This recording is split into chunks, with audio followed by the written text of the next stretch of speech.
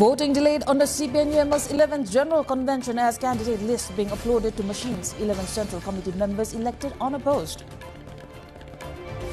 Nepal faces rising fire hazards amid drying season. Unsafe heating practices and cold waves trigger 17 deaths in a month. Nepal begins quadrennial tiger census. 1,100 advanced cameras employed. Nepal homes 355 tigers in total. US dollar reaches all-time high against Nepali currency. Nepal faces rising inflation on imports. Zelensky tells Dutch parliament that Russia must learn to live by the rule of law. Reaches The Hague to attend Council of Europe summit to discuss reparations. Can appoints India's Harshal Pathak as the head coach of the Nepal national women's cricket team.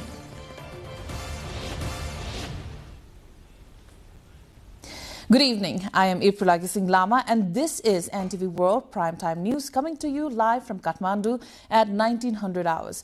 Across the globe, it's 1:15 p.m. in London, 10:15 p.m. in Tokyo and just after midnight in Sydney. Now the news in details. Now the election process for selecting new leadership at the 11th General Convention of the CPN-UML began today. The voting that was set for 12 p.m. has not started yet. In this convention, elections are being held for 19 central office bearer positions and 301 central committee members. However, 20 positions had already been elected unopposed.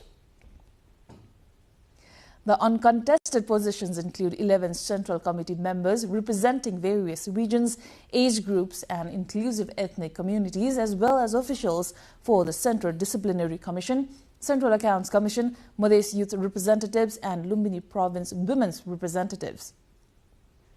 For the position of party chairperson, incumbent party chair KP Sharma Oli and senior vice chair Ishwar Pokhrel are contesting. 11 candidates are competing for 5 vice chair positions, 2 for general secretary, 7 for 3 deputy general secretary posts and 20 for 9 secretary posts, totaling 42 candidates for 11 central office bearer positions. For 72 open central committee member positions, 167 candidates have filed nominations. For 52 central committee seats reserved for women, 71 candidates have filed nominations. Similarly, multiple candidates have contested for 5 geographically open central committee seats. A total of 80 voting machines have been prepared for voting. The government has decided to accept 14.38 billion Nepali rupees soft loan to be provided by the Asian Development Bank for the public finance management and fiscal transfer. Minister for Communications and Information Technology Jagdish Kharel made public the details of the cabinet meeting held on Monday. प्रचलित कानुनमा व्यवस्था भएकोमा बाहेक सेवा प्रवाहको प्रक्रियामा कागजातको आधिकारिकताका लागि आय टिकटका रूपमा हुलाक ticket टाँच्ने अभ्यास प्रचलन वा व्यवस्थालाई हटाउने निर्णय भएको छ। Strengthening public financial management and developed service delivery कार्यक्रमको लागि एसियाली विकास बैंकबाट प्राप्त हुने 100 मिलियन अमेरिकी डलर करिब 14 अर्ब 38 करोड रुपैयाँ बराबर सहुलियतपूर्ण ऋण स्वीकार गर्ने निर्णय भएको छ। A deepening winter chill across Nepal is forcing families to seek warmth through unsafe heating practices, raising fears of fires, suffocation and loss of life. As cold waves and dense fog intensify from the mountains to the plains, authorities are urging vigilance to prevent avoidable winter tragedies. Subeksha Rajak takes a look at it. As winter chill grips the country from late October till late March, daily lives seemingly become affected, but in some parts everything comes to a standstill. Mainly in the lowlands down the south, up to month-long spell of thick fog with mist makes life threatening, especially to the vulnerable. To stay warm, people rely heavily on firewood, charcoal, traditional bonfires, and indoor heaters. In the Tarai region, many homes with thatched roofs keep indoor fire night-long to stay warm. While these methods provide temporary relief, they also bring serious risk. Every winter, Nepal records rising cases of suffocation, accidental fires, and preventable deaths caused by unsafe heating practices. According to National Disaster Risk Reduction and Management Authority, 48 people have lost their lives in the past 10 years due to suffocation caused by lack of proper ventilation. The highest number of fatalities has been reported in Madhya province, particularly in Rautarhat, Sirah and Subsidiary districts. Enclosed rooms filled with smoke, charcoal or improvised heaters can lead to carbon monoxide poisoning, a silent killer with no smell or color. Similarly, open flames near thatched roof, straw or stored firewood can quickly escalate into house fires. Safety measures for all household. Ensure proper ventilation. Keep at least one window slightly open. Keep flammable materials far from open flames.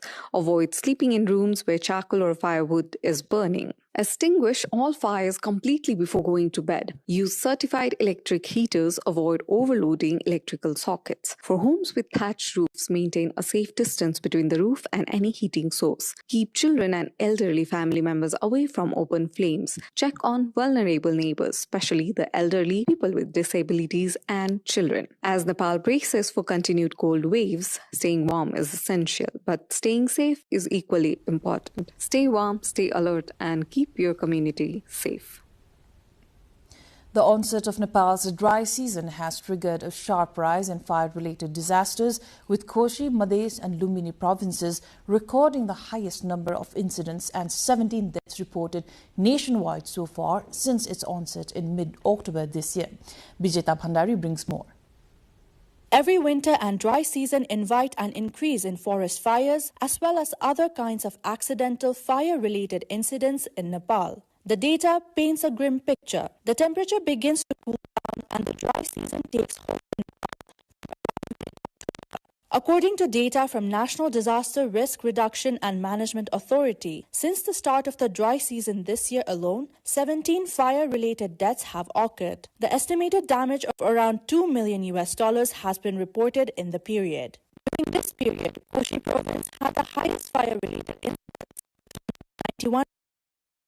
This was followed by Madhya province with 181 reported incidents and Lumbini province with 107 reported cases. For fire-related deaths, Madhya province had the highest number with 7 since mid-October. Data from mid-April this year reveals a troubling pattern. More than 2,140 fire-related incidents were reported nationwide, resulting in 43 deaths, with women accounting for an equal or higher number of fatalities. समग्रमा चाहिँ कारण खोज्दै जाँदाखेरि चाहिँ बढी चाहिँ अझ यो विद्युत सर्किटहरु चाहिँ ड्यामेज भएर हैन विद्युत सर्ट भएर चाहिँ बढी घटनाहरु चाहिँ त्यहाँबाट भएको देखिन्छ भने अर्कोमा चाहिँ भान्सामा चुलोमा चाहिँ खाना पकाउँदाखेरि ग्यास लिक भएर पनि आगलागी भएको छ भने खाना पकाउँदै गरेको महिला भान्सेहरुको पनि कपडामा सल्केर उहाँहरुको पनि ज्यान गएको घटनाहरु पनि हामीसँग छ.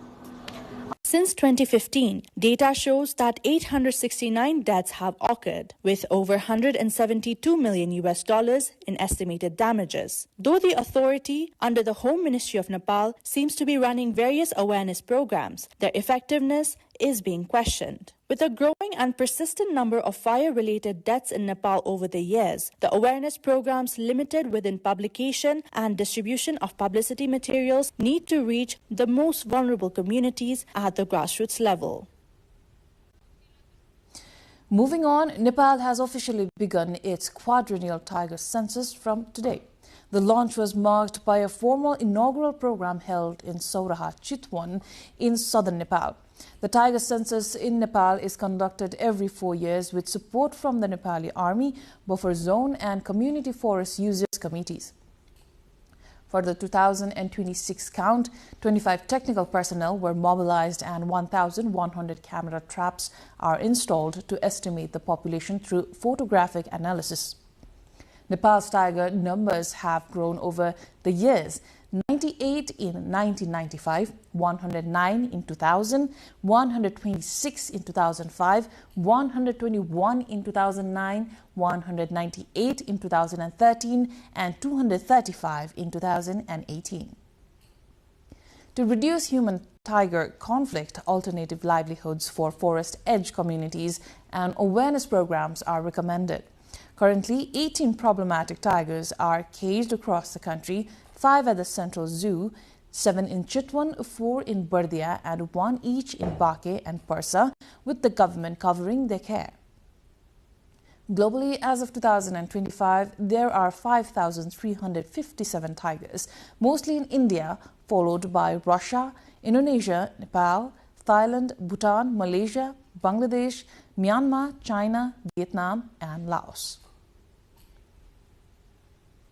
We'll take a short break here. More news coming up.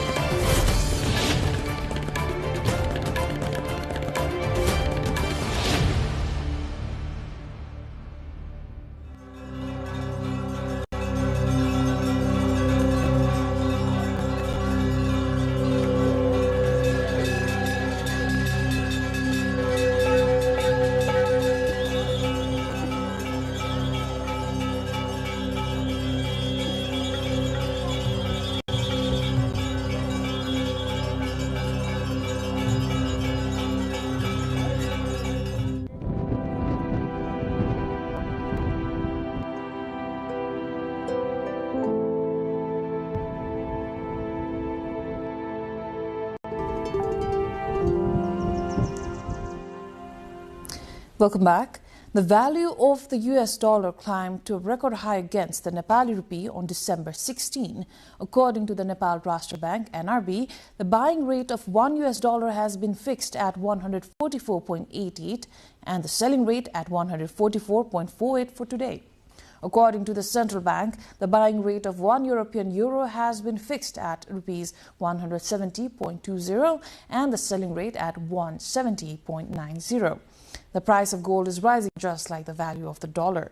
On Tuesday, the price of gold in the Nepali market was set at 259,000 Nepali rupees per tola. Although the price dropped by 1,700 Nepali rupees, approximately $12 per tola compared to Wednesday, traders say the upward trend in gold prices due to international factors has not stopped. The government has cancelled 22 long-delayed irrigation contracts, including 6 under the Babai irrigation project, 15 under Janakpur Dham water resource management in Dhanusa, and 1 under the Sunkosi marine project, totaling 1.423 billion Nepali rupees, equivalent to $10.7 million. Contracts worth 176 million Nepali rupees, equivalent to $1.3 million under Babai, and 1.317 billion Nepali rupees, which is approximately $9.9 million under Janakpur Dham, were among those terminated. Minister Kulman Gising directed agencies to end the practice of awarding contracts without work, leading to the cancellation of these stalled projects. Out of 215 ongoing irrigation contracts under the Department of Water Resources and Irrigation, 33 were problematic, with 22 now officially cancelled. The largest cancelled contract was for the Sunkosi Marine Divers and Multipurpose project. Now, the completion deadline for the 8-kilometer Sanga-Dhulikhel road expansion, part of the Araniko highway connecting Surya Binayak to Dhulikhel, has been extended by 1 year. The project, contracted to Lama Construction Private Limited in December 2022 at 4.056 billion Nepali rupees, which is roughly $30.5, was originally scheduled for December 2025. After 3 years, around 60% of the work is completed, with the physical progress at 90%. About 1 kilometer of road has been paved in Dhulikhel and another 1 kilometer between Pulbazar and Janagal. The remaining work primarily involves asphalt paving.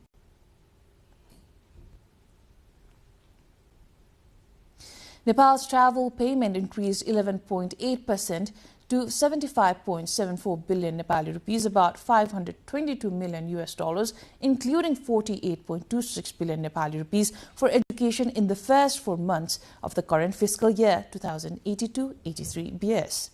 This was revealed in the current macroeconomic and financial situation of Nepal, released on Monday by the Nepal Rashtra Bank, based on 4 months ending mid-November.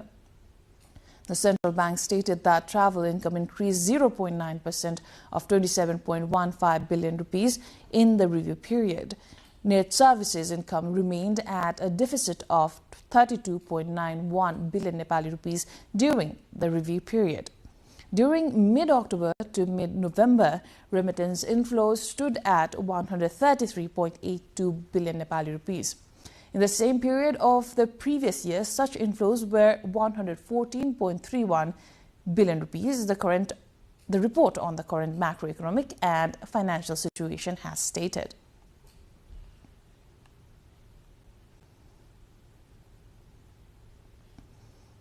International news coming up next. For now, a short break.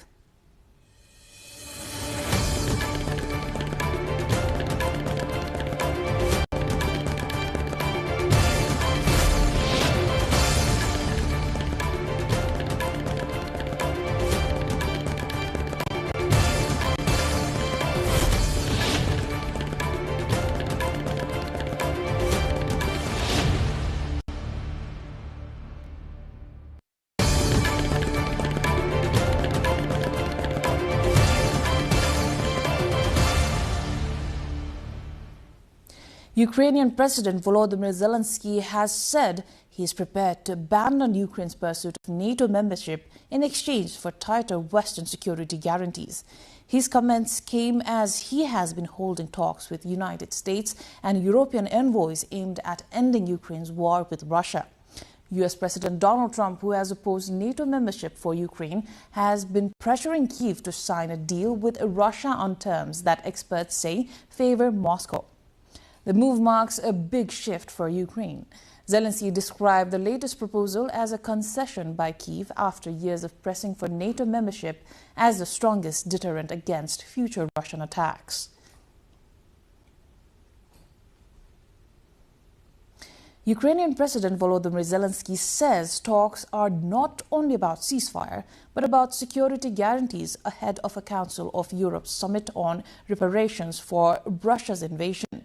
Addressing the Dutch parliament, Zelensky adds, "This is not only about diplomacy, not only about physical security, it's also about making Russia finally learn to live by the rule of law," and describes talks with U.S. officials earlier this week in Berlin as intensive. Meeting in The Hague, top officials will set up an international body to decide on tens of billions of euros of eventual reparations to compensate Ukraine. At the summit, senior European officials are expected to agree on setting up an international body tasked with assessing and deciding on tens of billions of euros in reparations to compensate Ukraine for war-related damage caused by Russia's invasion. The proposed mechanism would build on existing efforts to document losses and lay the groundwork for future compensations. Now, Thailand said on Tuesday that Cambodia must be first to announce a truce to halt fighting between the two nations after more than a week of deadly clashes in a reunited border conflict. Thai Foreign Ministry spokesperson Mariti Nalita Adamo told reporters in Bangkok said that Cambodia must announce the ceasefire first, adding that Cambodia must also cooperate in demining efforts at the border sincerely. Renewed fighting between the Southeast Asian neighbors this month has killed at least 32 people, including soldiers and civilians, and displaced around 800,000, according to officials. Each side has blamed the other for instigating the clashes, claiming self-defense and trading accusations for attacks on civilians. U.S. President Donald Trump, who intervened in the border conflict earlier this year, last week claimed the two countries had agreed to a ceasefire beginning Saturday night. But fighting has continued daily since December 7, and Bangkok has denied Trump's claim of a truce. The U.S. Southern Command, Southcom, says U.S. military forces have carried out lethal strikes on 3 suspected narco-trafficking vessels in international waters of the Eastern Pacific Ocean, resulting in the deaths of 8 suspected narco-terrorists. Southcom said intelligence indicated the vessels were transiting known drug trafficking routes and were engaged in narcotics trafficking. This action is part of a broader campaign that the Trump administration has publicly named as a non-international armed conflict against drug cartels it has designated as terrorist organizations. Since early September, similar strikes on suspected drug smuggling boats in the Caribbean and the Eastern Pacific have killed dozens of people, with CBS News reporting at least 95 deaths across some 25 strikes. Moving on, the Appeals Chamber of the International Criminal Court, ICC, has rejected one of Israel's legal challenges seeking to block an investigation into its actions in the genocidal war against the Palestinian people in Gaza, dealing a blow with Israel's efforts to derail the case. In their decision issued on Monday, judges refused to overturn a lower court decision allowing the ICC prosecutor to investigate alleged crimes in Israel's war on Gaza following the Hamas-led attack on southern Israel on October 7, 2023. The decision clears the way for the continuation of the court's Palestine investigation, which led to the issuance of arrest warrants in November last year for Israel's Prime Minister Benjamin Netanyahu and former Defense Minister Yoav Gallant over alleged war crimes and crimes against humanity. Israel does not recognize the jurisdiction of the Hague-based court and has repeatedly denied committing war crimes in Gaza. We'll take a short break. Stay tuned.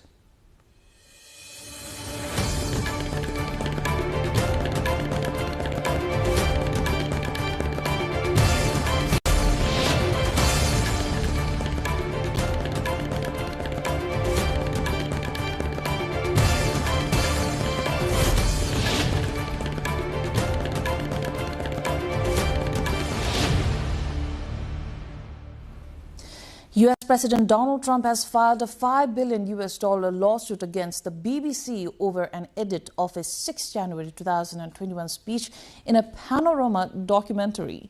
Trump accused the broadcaster of defamation and of violating a trade practices law, according to court documents filed in Florida.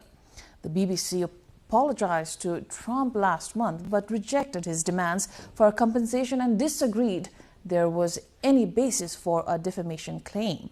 Trump said last month that he planned to sue the BBC for the documentary, which aired in the UK ahead of the 2024 US elections. Trump's legal team accused the BBC of defaming him by intentionally, maliciously, and deceptively doctoring his speech. The BBC acknowledged that the edit had given the mistaken impression he had made a direct call for violent action, but disagreed that there was basis for a defamation claim. Several cabinet ministers arrived at the Prime Minister's office in Paris on Monday for an urgent agriculture meeting called by Prime Minister Sébastien Lecornu amid mounting tensions with French farmers. The meeting comes as farmers are increasingly critical of the government's handling of an outbreak of lumpy skin disease, a highly contagious viral illness affecting cattle, and are also protesting against the planned signing of a free trade agreement between the European Union and the Mercosur bloc of South American countries. The government has said the lumpy skin disease outbreak is under control, but its strategy, which includes culling entire herds where infections are found, has sparked sharp backlash from farmers, particularly smaller unions, who consider the policy disproportionate, economically damaging, and emotionally distressing. Under current rules, livestock in affected herds must be slaughtered and movement restrictions imposed within containment zones.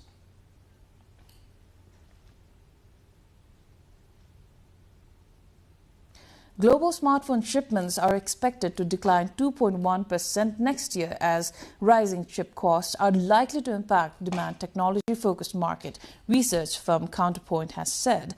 Electronic supply chains around the world have been hit by a shortage of legacy memory chips in recent months as manufacturers turned their focus to high-end memory chips suited for semiconductors designed for AI applications. Chinese smartphones Brands such as Honor Device and Oppo are expected to be more vulnerable, particularly in the entry-level segment due to tight margins. The research firm said last month that NVIDIA's move to use smartphone-style memory chips in its artificial intelligence server could cause server memory prices to double by late 2026.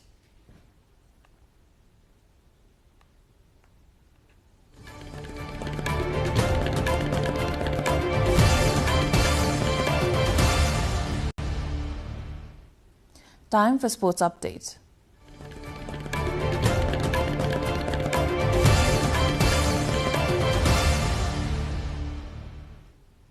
The Cricket Association of Nepal (CAN) has appointed India's Harshal Pathak as the head coach of the Nepal national women's cricket team. CAN confirmed the appointment by issuing a press statement today. Pathak, a former all-rounder who previously represented Thailand, was selected through an open application process that invited foreign coaches. Under his leadership, Nepal will prepare for the ICC Women's World Cup Global Qualifier scheduled to be held in Nepal from January 12 to February 1, 2026. Gajendra Rai won the men's title in Nirmala Rai claimed the women's title at the Red Panda Marathon held in Ilam district of eastern Nepal today. The event was organized to promote tourism and environmental awareness. Gajendra completed the demanding 44.2-kilometer mountain course from Chowk Bazar, Ilam, which is 1,120 meters, to Sandakpur Hill, which is about 3,610 meters, in 4 hours, 12 minutes and 10 seconds. Gajendra earned a cash prize of 150,000 Nepali rupees, which is about $1,130 US. Nirmala won the women's race by finishing in 5 hours, 20 minutes and 36 seconds, also receiving 150,000 Nepali rupees as cash reward. A total of 73 runners, including athletes from Nepal's security forces and India, took part in the race. Now, ATP will introduce a new extreme heat rule from the 2026 season, allowing players to take a 10-minute cooling break during best-of-3 singles matches when conditions become dangerous.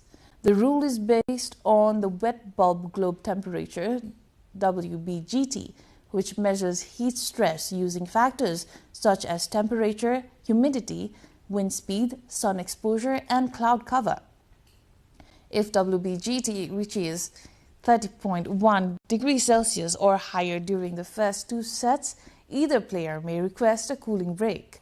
Players will be allowed to hydrate, change clothes, shower, and receive coaching under ATP medical supervision. Play will be suspended entirely if WBGT exceeds 32.2 degrees Celsius. The move follows concerns over player safety after extreme conditions at recent tournaments, including the Shanghai Masters, where temperatures reached 34 degrees Celsius with 80% humidity, and Denmark's Holger Rune required medical treatment during a match.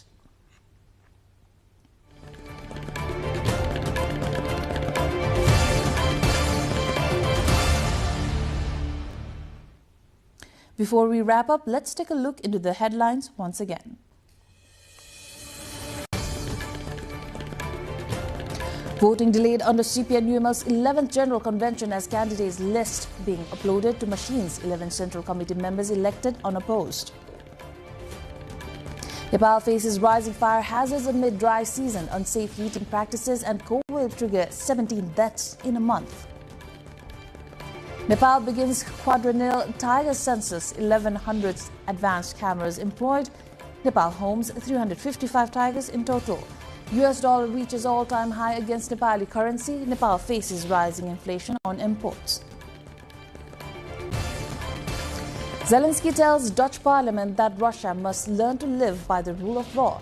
Reaches The Hague to attend Council of Europe summit to discuss reparations. And CAN appoints India's Harshal Pathak as the head coach of the Nepal national women's cricket team.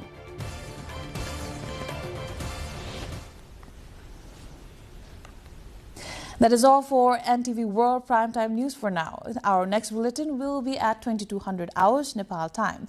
Do join us through our social media and get the latest updates from our official website www.nepaltelevision.com for more information and news. This is April Agising Lama. Thank you for staying with us. Have a wonderful evening ahead.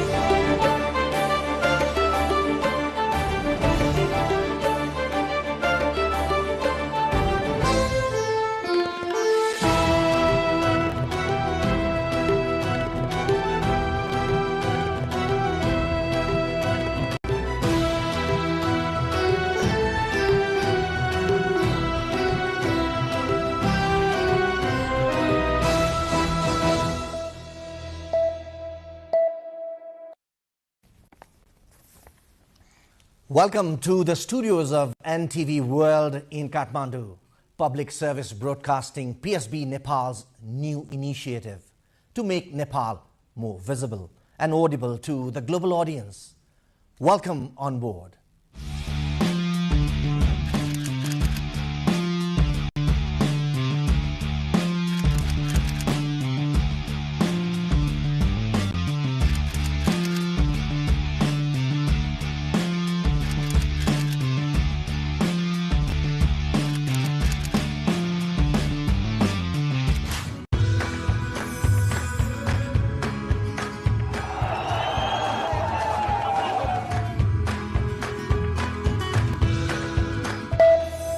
This is NTV World, facts that speak, insights that matter.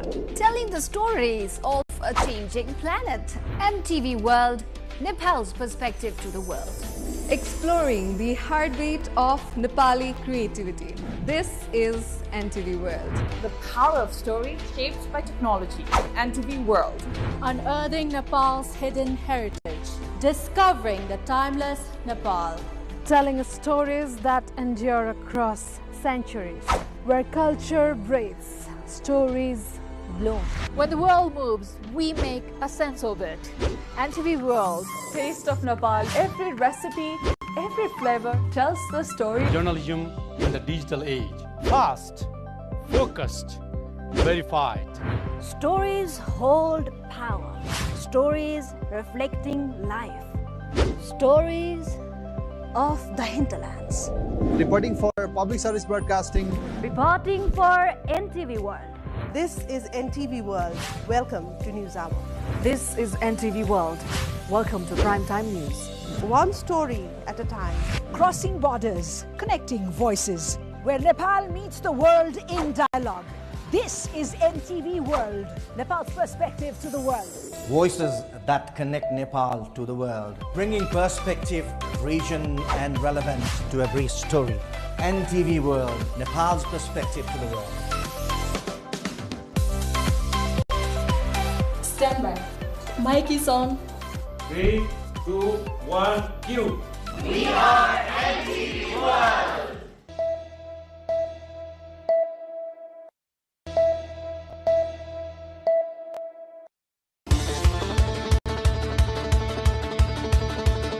कसैले पनि अब व्हीलचेयरमै चाहिँ bungee गर्नुभएको छैन अहिले चाहिँ I am very excited रमाइलो yes 2 1 bungee different आइडियाहरू हुन्छ हाम्रो जस्तै अब खुट्टामा लगाएर नर्मली जम्प गर्नुपर्ने उहाँहरूले चाहिँ हामी बडीमा मात्रै लगाएर जम्प गराउँछौँ let's go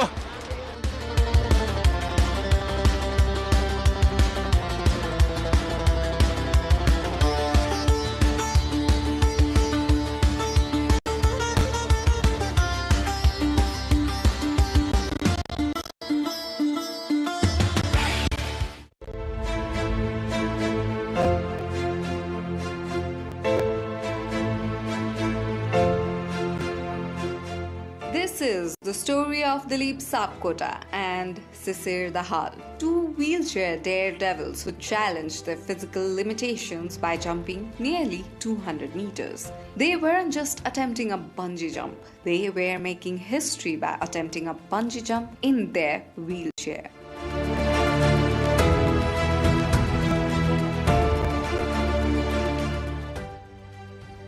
The location was the famous The Last Resort, offering adventurous thrill over Bhotekosi River in Sindhupalchok district of central Nepal.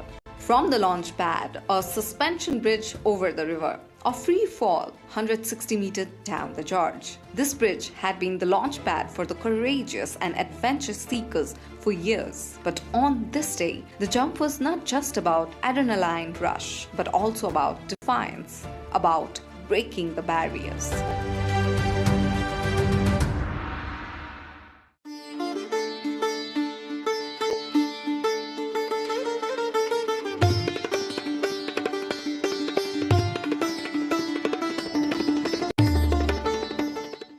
Dilip, a fierce advocate for inclusive tourism, has spent years pushing boundaries, paragliding, ziplining, even bungee jumping without a chair.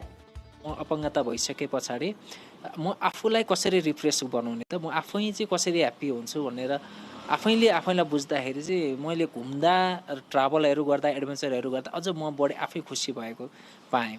अनि त्यस पछाडी चाहिँ मलाई मैले प्याराग्लाइडिङहरू गरेँ। प्याराग्लाइडिङहरू गरिसके पछाडी bungee पनि गर्नुपर्छ भन्ने लाग्यो अनि मैले बन्जी गरेँ। बन्जी गरेपछि होइन अब यो बन्जीलाई पनि एकचोटि व्हीलचेयरमा पनि बन्जी गर्नुपर्छ हैन। नेपालमा म चाहिँ अपङ्गता भएका साथीहरूले चाहिँ एडभेन्चरकोमा चाहिँ अलिक पछाडी देखिने, उहाँहरू खासै त्यति धेरै एडभेन्चरहरू गर्नलाई त्यस्तो खेलहरू खेल्नलाई डराउने, यस्तो हुन्छ उस्तो हुन्छ भन्ने उहाँहरूको चाहिँ मेन्टालिटी पनि थियो र त्यो मेन्टालिटीलाई पनि चिर्नुपर्छ। मैले यो सकिन्छ, हामीले पनि खेल्न सक्छौँ, गर्न सक्छौँ र एउटा चाहिँ समावेशी पर्यटनलाई पनि यो एउटा वकालत पनि हुन्छ। नेपाल सरकार लगायत सम्बन्धित निकायलाई यो वकालतको पनि एडभोकेसी पनि गर्न सकिन्छ भन्ने उद्देश्य राखेर मैले चाहिँ बन्जी गरेको। Sisir, an agricultural entrepreneur living with spinal paralysis, has turned his challenges into advocacy. म अनेस्टली भन्नुपर्दा यो चाहिँ पुरै अनप्लान्ड नै हो हैन। जति पनि मेरो लाइफमा म जति पनि एडभेन्चर अथवा उ गर्छु हैन, त्यति धेरै प्लान गरेर चाहिँ गर्दिम भनेपछि गर्दिम भन्ने टाइपले चाहिँ यसको लागि चाहिँ म विशेष धन्यवाद हाम्रो दिलीप सरलाई म दिन चाहन्छु है। उहाँले मलाई थाहा नै नदिकन ल आज जाम भनेर भन्नुभयो। मैले आज भोलि हामी बन्जी जम्प गर्दैछौँ भनेर हिजो दोलालघाट आइपुगेपछि, हामी काठमाडौँबाट हिँडेको मान्छे दोलालघाट आइपुगेपछि थाहा पाएको। सो अब गरौँ न त, आइसक्यो भनेर चाहिँ हैन एउटा अनुभव पनि हुन्छ लाइफमा। हामी जस्तो अपाङ्गता भएको व्यक्तिले पनि गर्न सकिन्छ है भन्ने टाइपले हैन। अनि त्यहाँबाट अरूलाई मोटिभेट गर्नलाई साथसाथै अब आफ्नो पनि एउटा रिफ्रेसमेन्टको लागि चाहिँ अब आज हामी बन्जी जम्प गर्न जाँदैछौँ। Together, the goal was clear: to inspire thousands and redefine what people with disabilities can achieve.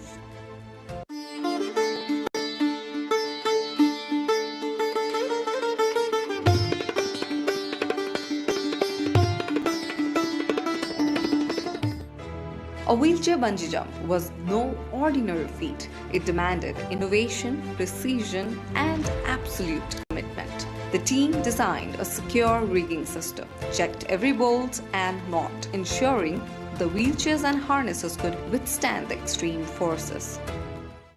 Setup अब खासै त्यस्तो डिफ्रेन्ट त होइन।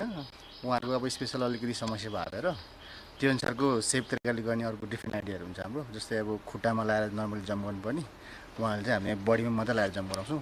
सो खुट्टामा चाहिँ केही पनि प्रेसर पर्दैन, ढाडमा पनि कम प्रेसर पर्छ। सो त्यसरी गर्दा चाहिँ उहाँलाई एकदम कम्फर्टेबल हुन्छ। अनि प्लस अब उहाँले अब तल गएर तान्नुपर्ने हुक गर्नुपर्ने कुराहरू हुन्छ। सकेसम्म उहाँहरूले ट्राई गर्नु भएन भने हामी एकजना रेस्क्यु स्ट्यान्ड बाई हुन्छ। अनि त्यसको लागि चाहिँ हामी अलिक प्रिपेयर गरेर गर्नुपर्ने हुन्छ। अब सेफ्टीको हिसाबले अलिकति डिफ्रेन्ट तरिका चाहिँ अपनाउनु पर्यो हामीले। This was not a stunt. It was proof that adventure can be made accessible. 34औं अन्तर्राष्ट्रिय अपङ्गता दिवस हो। सो यो अपङ्गता दिवसकै दिनमा चाहिँ के एउटा चाहिँ एडभेन्चर गरौँ हैन। कसैले पनि अब व्हीलचेयरमै चाहिँ बन्जी गर्नुभएको छैन, त्यसको लागि पनि एउटा चाहिँ पहिलोचोटि गर्दै हेर अरू साथीहरूलाई पनि एउटा चाहिँ इन्करेज गरौँ भन्ने चाहना हो खास। At the edge of the platform, silence fell. Dilip rolled forward first. The count began.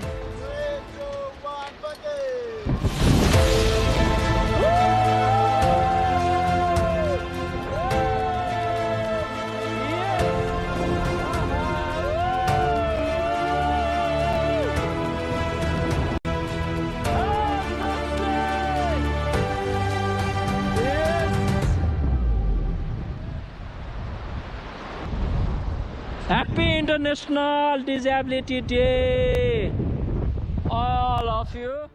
A symbol of confinement transformed into a vessel of freedom, probably the first ever wheelchair bungee jump in Nepal. Promax bungee! खासै अहिले चाहिँ पुरा म normal चाहिँ एकदम चिलमा छु हैन अब यहाँ हामफाल्दाखेरि चाहिँ कस्तो हुन्छ म हामफालिसकेपछि चाहिँ अनुभव सुनाउँछु अहिले चाहिँ I am very excited I am going to do something for myself हैन I am going to do my first bungee of my life so I'm very excited. Then came Cecir's turn. With equal determination, he embraced the drop. Well, let's go.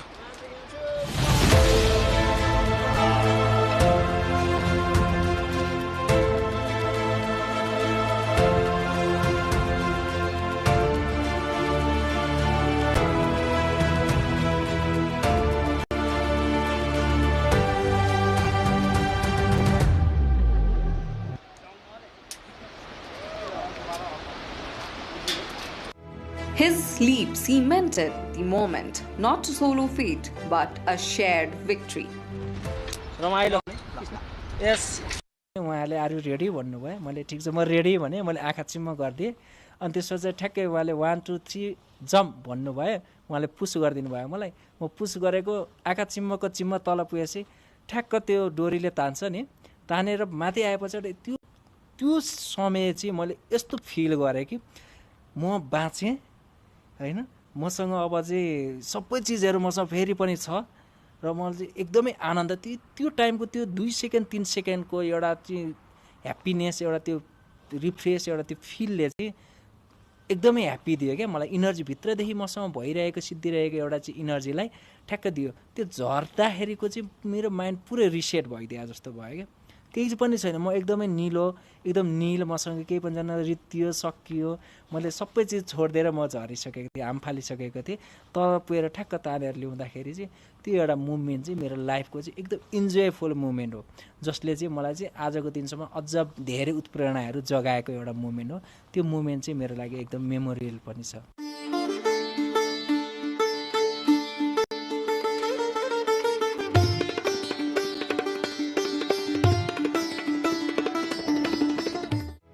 Dilip and Cecir's jump was more than a thrill. It was a loud scream demanding change, a call for accessible tourism. Accessibility कै कुराहरु हुन्छ के हजुरको जस्तो अब मैले पोखरामा paragliding गर्दाखेरि कायाकिङ गर्दाखेरि हैन अप्पर मुस्ताङ चाहिँ हजुरको चाहिँ त्यो अफ रोड गाडीमै जाँदाखेरिको कुराहरुमा चाहिँ अलिकति एक्सेसिबल अलिकति हामीलाई चाहिँ पहुँचयुक्त चाहिँ ठाउँहरु भएदेखि अलिकति सजिलो हुन्थ्यो भनौं न अब यो झोलुङ्गे पुलहरुबाट गरिन्छ हैन त्यहाँ चाहिँ हल्का र्याम्प के जस्तो व्हीलचेयरकै लागि पनि एउटा स्ट्र्याप राख्दाखेरि त काठको एउटा भनौं न त्यो फ्लोरिङ जस्तै टाइपले गर्दै भने त हेल्प गर्ने असिस्ट गर्नेलाई पनि सजिलो हुने अनि हामीलाई पनि सजिलो हुने चाहिँ हुन्छ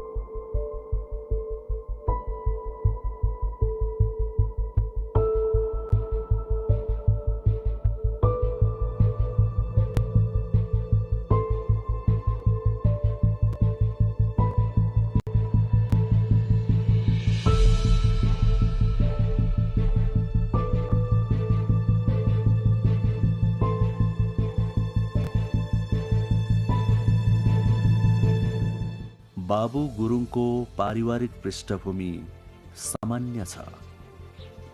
मुस्ताङको फरक र सांस्कृतिक जीवनशैलीमा हुर्किएका उनको बाल्यकाल सामान्य बित्यो।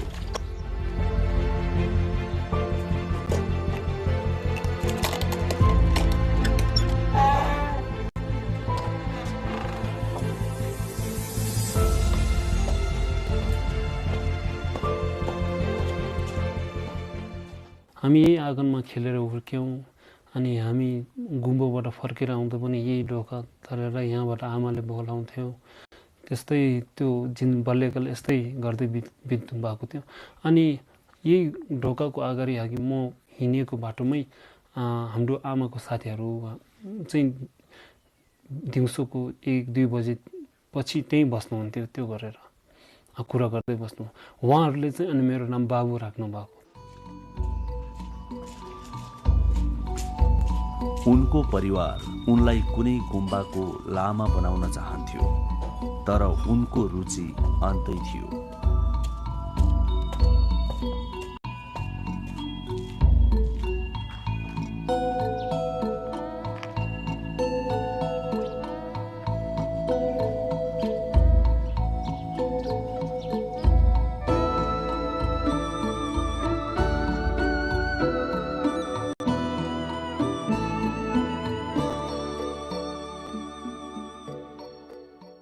पहिले चाहिँ मुस्ताङ राजाको चाहिँ नेम अनुसार चाहिँ ठुलो छोरालाई चाहिँ घर हेर्नुपर्ने र अनि माइलो छोराले चाहिँ गुम्बा जानुपर्ने नियम भएको कारणले चाहिँ म लामा मेरो फ्यामिलीले चाहिँ लामामा पठाउनु भएको। म 20 वर्ष लामा बसेँ। त्यसपछि चाहिँ मेरो इन्ट्रेस्ट चाहिँ कल्चर र वाइल्ड लाइफ प्रतिको त्यो रिलेसनको बारेमा भयो। अनि त्यसपछि चाहिँ मैले सिटिजन साइन्टिस्टको रूपमा आफ्नो काम त्यो स्टडी आफै गर्दै गएँ। मुस्ताङको यो सौन्दर्य र भविष्यको लागि आफ्नो तर्फबाट केही गर्ने सोच भएका बाबु आफ्नो पथमा जति अडिग छन् त्यति नै सन्तुष्ट पनि।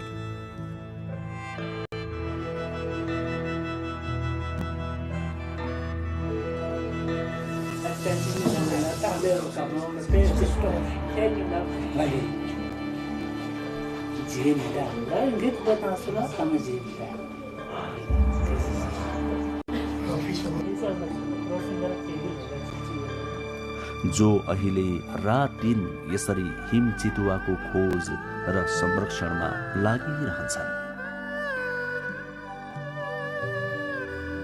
र उनी संसारलाई मुस्ताङ चिनाउने ट्रेकिङ गाइड पनि हुन्।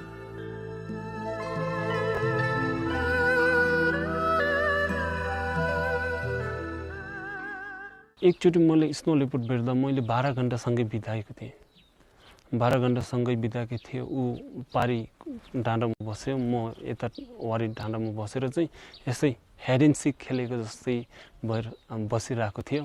ऊ पनि सुतिरहेको थियो। म पनि आफ्नै क्यामेरा छेउमा राखेर चाहिँ कहिले फोटो खिच्न मन लागेको फोटो खिच्यो। त्यसपछि चाहिँ उसलाई हेरिरहेर चाहिँ त्यो गरी उसको हेबिटहरू चाहिँ चिनिरहेको भन्छ। त्यो इन्सिडेन्टहरू चाहिँ मलाई बेस्ट लाग्छ।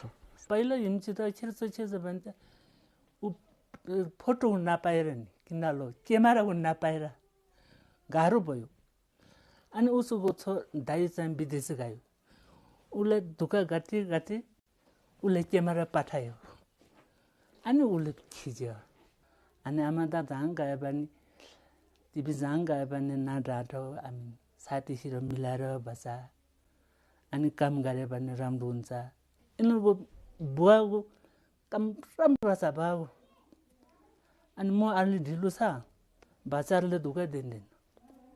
यिन हामी धोका बच्चाहरू त नधोकै बुवाले उर्कायो। आमाले पनि धोका गरेन, बच्चाले पनि धोका गरेन। बुवा राम्रो भएर अनि अलि बाँकी नभयो। नेपालको गण्डकी प्रदेशमा पर्ने मुस्ताङ जिल्ला चीनसँग जोडिएको ठाउँ हो। यो सरदर 4023 मिटर उचाइमा छ। ठूला ठूला रुख बिरुवा विहीन पहाडहरू र यहाँको फरक संस्कृति नै मुस्ताङका विशेषता हुन्।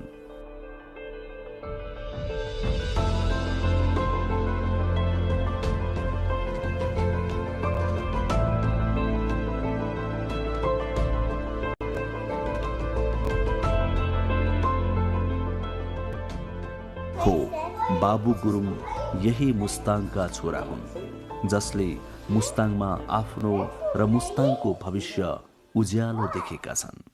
मुस्ताङको एउटा मेन फेसेस भनेको के हो भने युवाहरू विदेशी न मेन प्रब्लम, किनकि म जस्तो अहिले यङ केटाहरूले चाहिँ यता बस्नै उनीहरूलाई चाहिँ गाह्रो मान्छ, किनकि उनीहरूले चाहिँ यता कुनै त्यो नै छैन, रोजगारी नै छैन।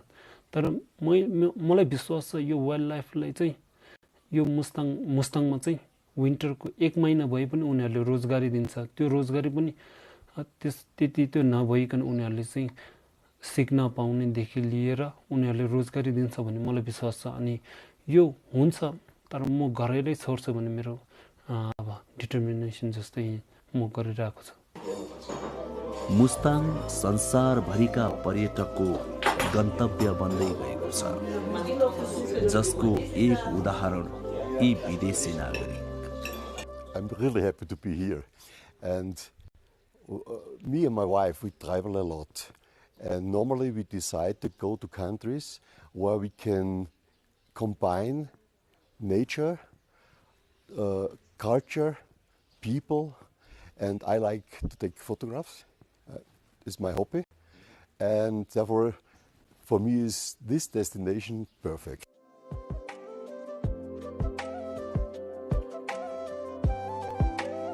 चौधौं शताब्दीमा बनेको ऐतिहासिक लोमान्ताङ दरबार र यसका भग्नावशेषहरू,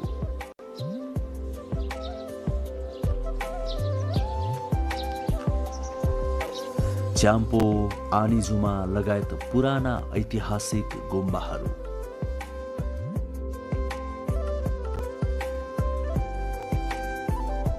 प्रसिद्ध मुक्तिनाथ मन्दिर,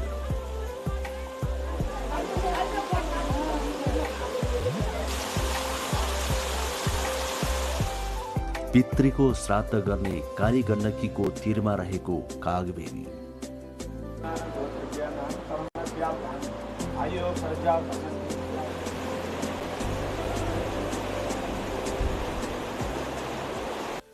मौलिक मार्फा गाउँ,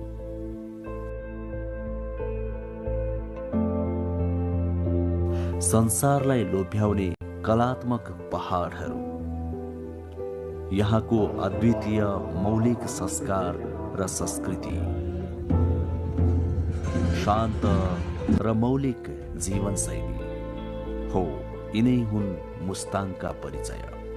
तिब्बतको नजिकै हुनाले यहाँ प्राय तिब्बती संस्कृति मनाइन्छ, भाषा पनि तिब्बती नै बोलिन्छ। बौद्ध धर्म यहाँको मुख्य धर्म हो।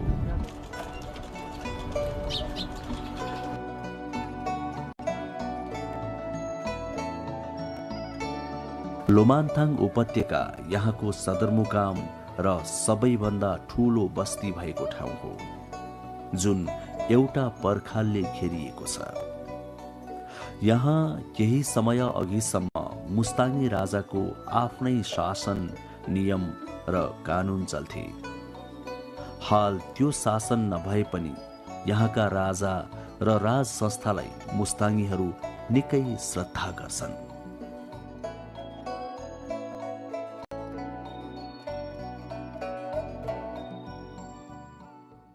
उत्पादनको हिसाबले मुस्ताङ स्याउको लागि प्रसिद्ध छ। मुस्ताङ पुग्न काठमाडौँबाट कास्की जिल्लाको पोखरा पुग्नुपर्छ।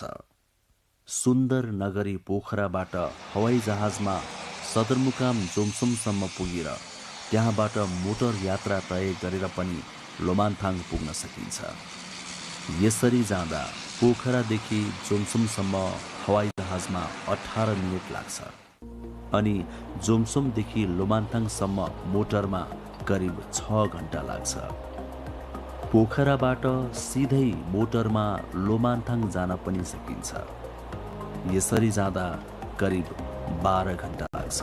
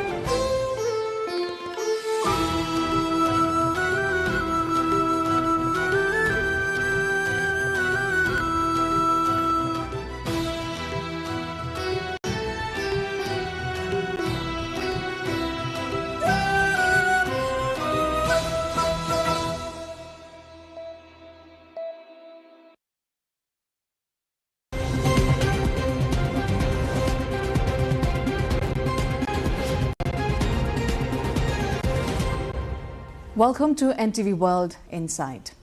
Nearly 1 in 3 women globally, that is an estimated 840 million women, have experienced physical and or sexual violence by an intimate partner or a non-partner at least once in their lives. In just the past 12 months alone, roughly 316 million women, about 11% of all women aged 15 and older, suffered physical or sexual violence by an intimate partner. Looking more regionally in Asia, and particularly in South Asia, the burden remains severe. Across the region, lifetime and recent past intimate partner violence continue to affect a substantial share of women, cutting across geography, class and age. In Nepal, the reality is equally harsh and heartbreaking. According to latest national data, among women aged 15 to 49, about 11.4% report having experienced physical and or sexual violence by a current or former intimate partner in the past 12 months. Lifetime data show that a large proportion of ever-partnered women have faced physical violence at some point in their lives. But the landscape of violence is also changing. Increasingly, women are facing threats in the digital space, from online harassment, cyber stalking, non-consensual sharing of images, to targeted abuse on social media platforms. For many women and girls, especially younger ones, the internet has become another arena where silence is enforced and fear is cultivated. Digital violence not only mirrors traditional patterns of abuse, it amplifies them, reaching survivors anywhere, anytime, often with no safe place to retreat. So despite progress in legal frameworks and gender equality policies, many women in Nepal continue to live under threat in homes, in communities, and now even on their screens. Spaces that should be safe, families, institutions, digital platforms too often fail to protect them.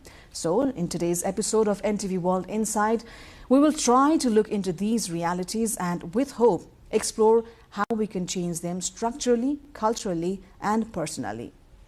It is my privilege to introduce our guest, a committed advocate for women's rights in Nepal, a leader who wears many hats and truly needs no introduction, Mrs. Bharati Silwal Giri.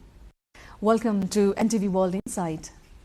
Thank you, Sarah Ji, for inviting me to this episode of NTV World Insight. I'm also highly honored to be in this talk today and to be talking or focusing on an issue that impacts heavily not only for women and girls but also for the whole world. Mm-hmm.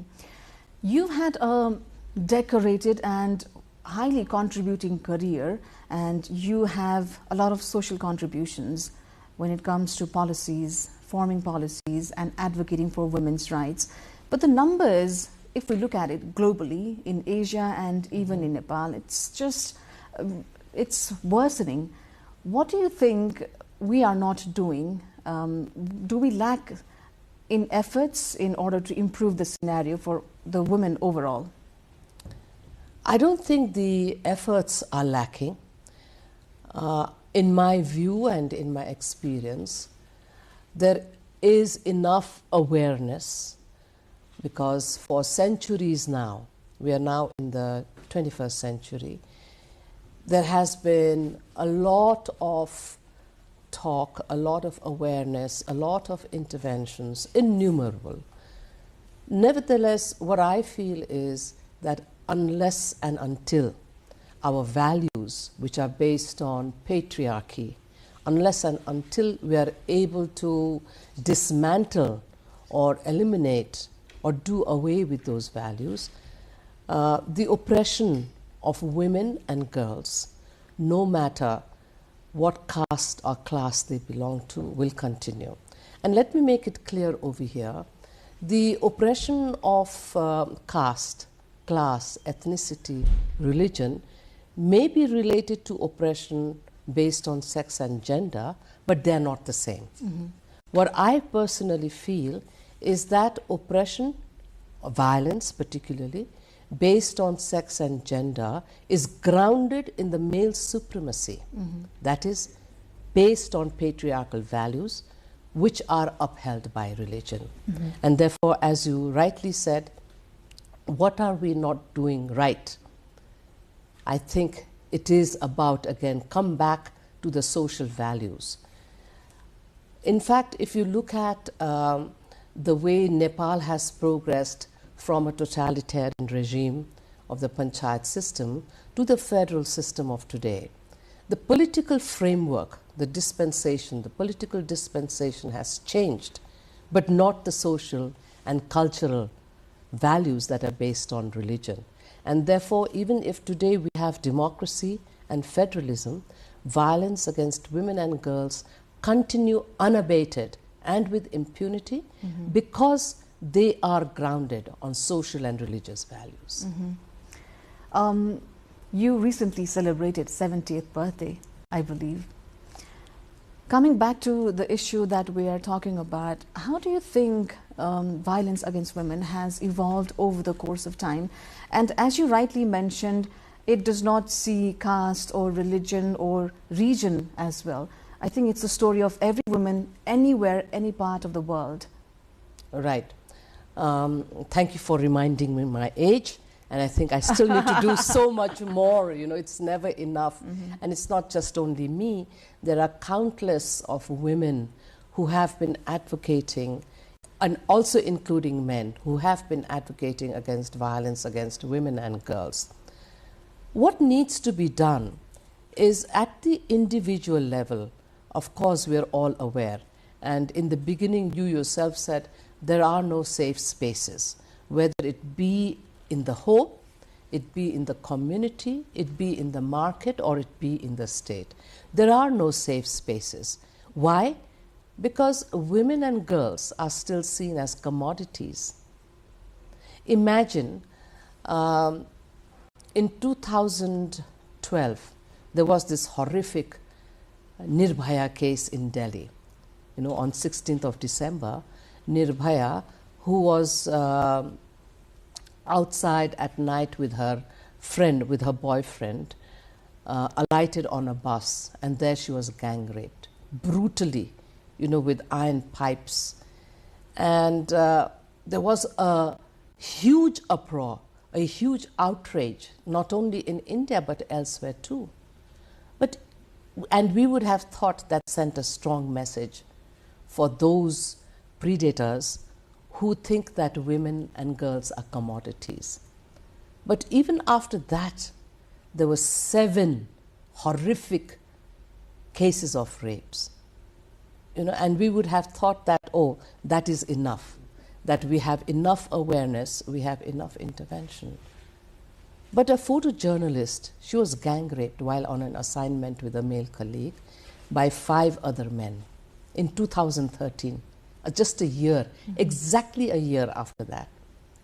And in 2017, a 17-year-old pregnant Dalit woman was gang raped by a man who had impregnated her, a man from a political party named as Hindu Munani, and after raping her, he cut out her genitalia and forced the fetus out of her womb. How gruesome is that? You know? So we would have thought that these cases sent strong signals or messages, but they continue, and even till today, you know, for example, in America, it is said that every 4 minutes, violence against women and girls take place.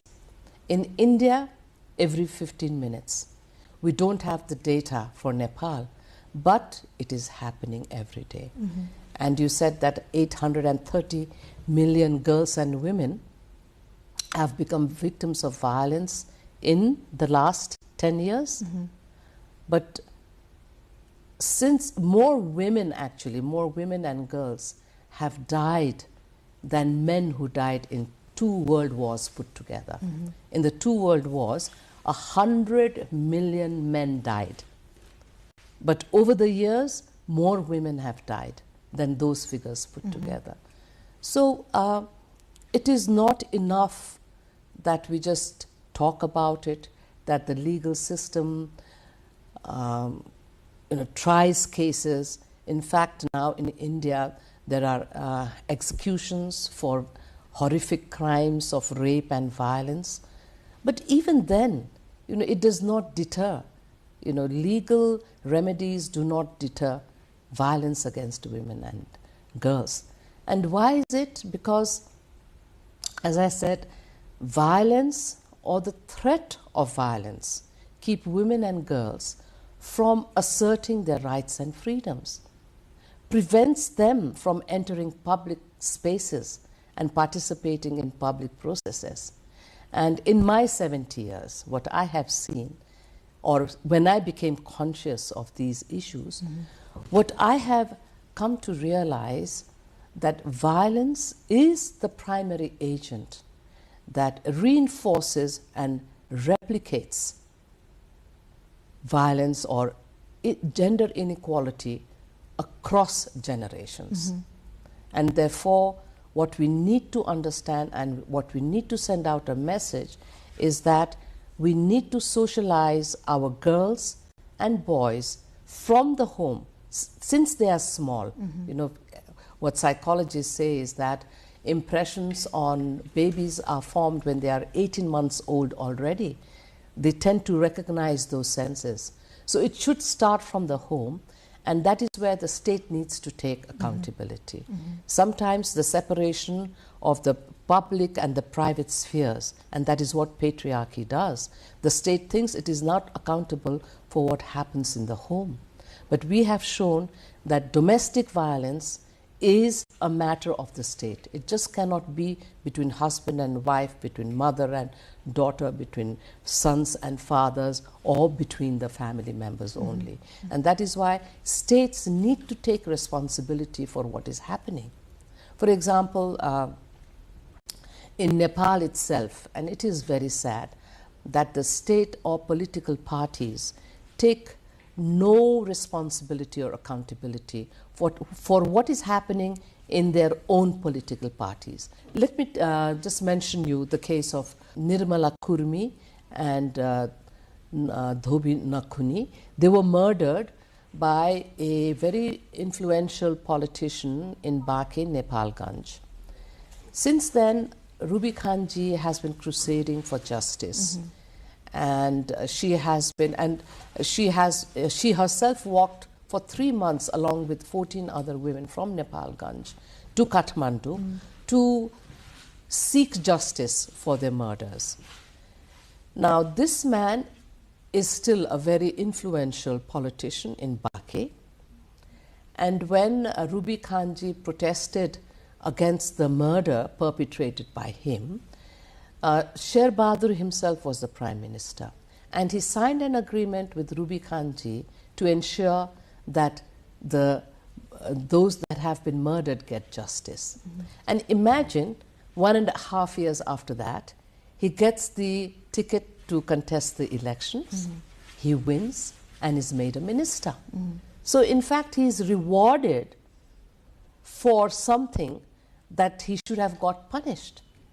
Of course, he did resign as the Minister of Forest from Lumbini Pradesh, but he has still not been tried. So this case has been going on. Ruby Khanji has been protesting against that case since a long time. Several governments have signed agreements with her. She has staged a hunger strike for 82 days, and still that agreement has not been implemented. So this is what I'm talking about, state apathy, that girls and women do not really matter. Their actions show it. And how do we go about navigating, making sure that in the future, whatever the past be like, the victims are delivered justice? Fully loaded question. I don't think the actors and the stakeholders are unaware of these issues.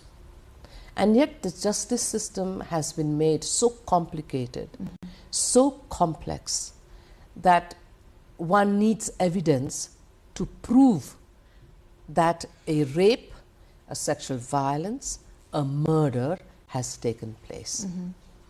Now, during COVID-19 in 2021-22, at that time, violence against girls and women escalated. Not only in Nepal, worldwide it escalated. And do you know what the justice system here in Nepal did? They said, since we do not have the wherewithal to deal with cases of sexual violence or sexual murders, we will not deal with them. In simple words, there may be legal jargons, but I'm just breaking this down in simple words. They said, we will not entertain cases of violence against women and girls, period. You know, this is the action of the state. Do you call this responsible? And women were dying, women were vulnerable to violence, women and girls within the four walls of their homes, where you think they will be very safe.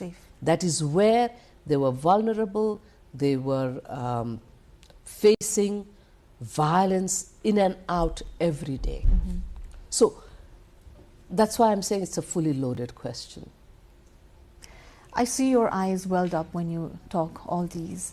Are women not treated as human? And when we talk about conditioning men as they grow up, as you mentioned earlier, by 18 months since birth, people can be conditioned into thinking a certain way. But it almost feels like the upper hand that men feel is biologically entrenched somehow. It is not biological for me, because previously they used to think that biology is destiny, but no longer. We have seen, and this is where feminism and post-feminism comes in, sex, as much as gender, is a social construct. Therefore, it is not biological. And in that sense, what we feel it is natural is actually, these are values constructed by the society. So, do you think cooking, cleaning, looking after the house comes naturally to women? And it has been made natural based on the sex and the values allocated to gender. But actually, we've been conditioned that way. Women are not only conditioned, they are made to believe that they were born, you know, to give birth, and not only a birth to children, but a male child, so that the progeny lives on. And also that since they give birth, they nurse, and because they nurse, it has been made natural that they look after the children, look after the household, look after the family, and that is what has prevented them from participating in the public sphere. They don't have much time to participate in decision making or even to engage in processes that influence their lives. And for men, because the women are working in the home, it frees up time for them to go out and make decisions in the public sphere, to make budget allocations on behalf of those who are impacted by them. And therefore women think it is their primary duty, you know, as caregivers, and for men it is their primary duty as breadwinners. And this is the distinction I was talking about that has been made between the private and the public sphere. But today, women straddle both the private and the public sphere. And men do not, they have not changed. It is only, they change when there are economic benefits. For example, women are cooking in the house without any pay, right? They're doing all the work in the house without any pay. And when there is payment, the men are involved. For example, who cooks in 5-star hotels? Or for that matter, anywhere where there is money, it is all the men. Why aren't there more women chefs than men? Because of that public and private divide. First, you look after your home If you want to venture out, then you pay the reproductive tax. By that I mean that you do everything, complete your housework, and then if there is time, you go out. So that is the reproductive tax, you know.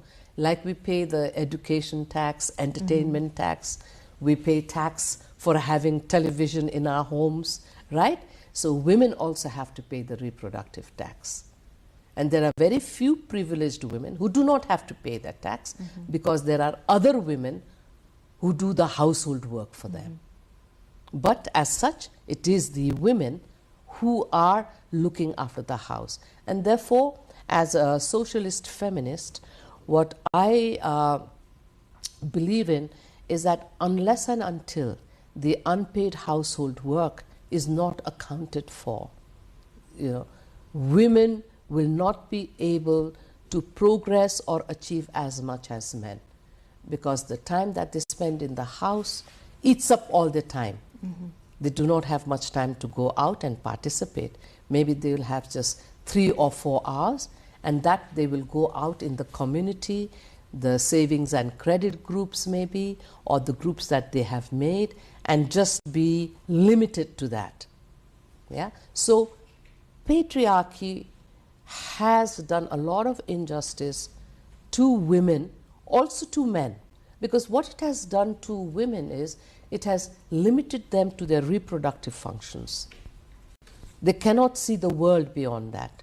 And for men, it has imposed a heavy burden on them to provide for the family, even when they are not in a situation to do so.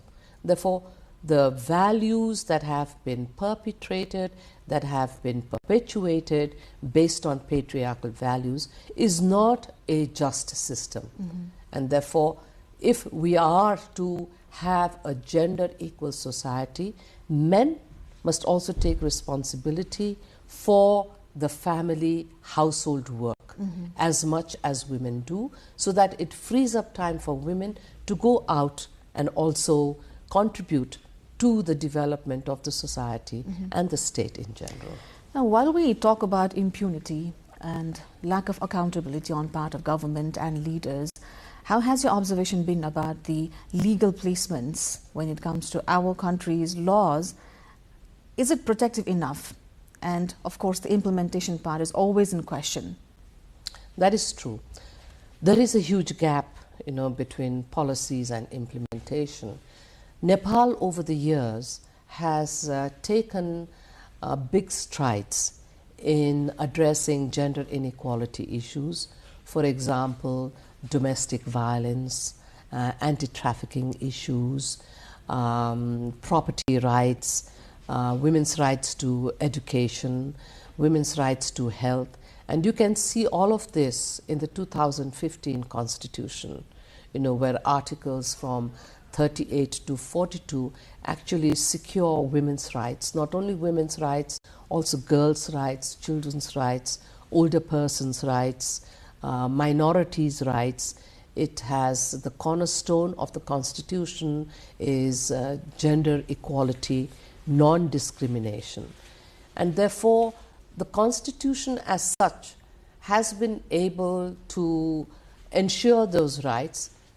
Nevertheless, it falls short of actually spelling out what gender equality means. In spite of ensuring all those issues related to gender equality, the Constitution still falls short in that it still considers women as second-class citizens. A woman is not, or a mother is not able to transfer her rights to citizenship to her children. Of course, there have been several amendments after that, where if a father is not traced or not found, the mother can pass on her citizenship to her children. But then, you know, the law of supremacy, which states that the Constitution is supreme, which does not recognize the full rights or the complete rights of women. Therefore, even though Nepal has made strides by leaps and bounds in relation to women's rights and gender equality, a lot still needs to be done. There are still many gaps between policy and implementation, and although Nepal signed the Convention on Elimination of All Forms of Discrimination Against Women, in short CEDAW, in 1990, without any reservations, in practice there is still a lot of discrimination and reservations against women's rights and girls' rights. Now, CEDAW by itself, does not address violence against women. It addresses this through the general recommendations number 19, but that is not binding. The general recommendations are not binding. Well, the CEDAW itself is binding. The articles from 1 to 16, they are all binding. Although it has 22 articles, the others are related to administrative ones. They are binding, but the general recommendations are not binding. Now, you may have also noticed that the Beijing Platform for Action, which was agreed to in Beijing in 1995 at the 4th World Conference on Women, does have one of the 12 critical concerns on violence against women. Now, that declaration is not binding, legally. If the state does not implement all the 12 critical areas of concern, it cannot be held accountable. It is just the state's will. And we just celebrated the 30 years of Beijing Platform for Action this year. Now, CEDAW is binding, but so far no state has taken any case to the Security Council of the UN. So this is the case where, when it comes to women and girls, and that is why what I am advocating, along with other women and organizations of South Asia, is that we need a particular single treaty on violence against women and girls, so that we can make the state accountable. Otherwise, it gets just swept under the carpet. If such a treaty, a global treaty, you mean, yes, right, would be formed, would it be applicable for all the countries? Because the context could be different depending on the nations, right? Of course, the contexts will be different, and this is what postmodernism focuses on, that you cannot treat everyone universally in the same manner, right? Contexts are different, but in spite of the context, the issues are the same.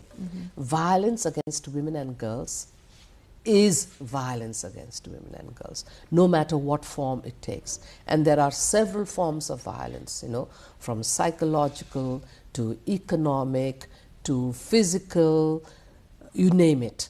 The forms can be different, but the issue, violence, is still the same. And as I said earlier, I would like to repeat it again, that violence and the fear of violence keeps girls and women from asserting their rights and freedoms. Not only that, it prevents them from accessing resources, for example, education, health, employment, and also it prevents them from participating in the public sphere or participating in public processes that affect them. Well, legally, our constitution has ensured 33% participation. For us to be able to discuss on the issues that concern us, we will need representation. But there have been token participations. And that is the whole, I would not like to say it is an issue, it is a problem. It is a mandate or an agenda that we all should be bothered about. 33% is a threshold. If we have 33% reservation, we will have a voice that can be heard. Otherwise it becomes a whimper.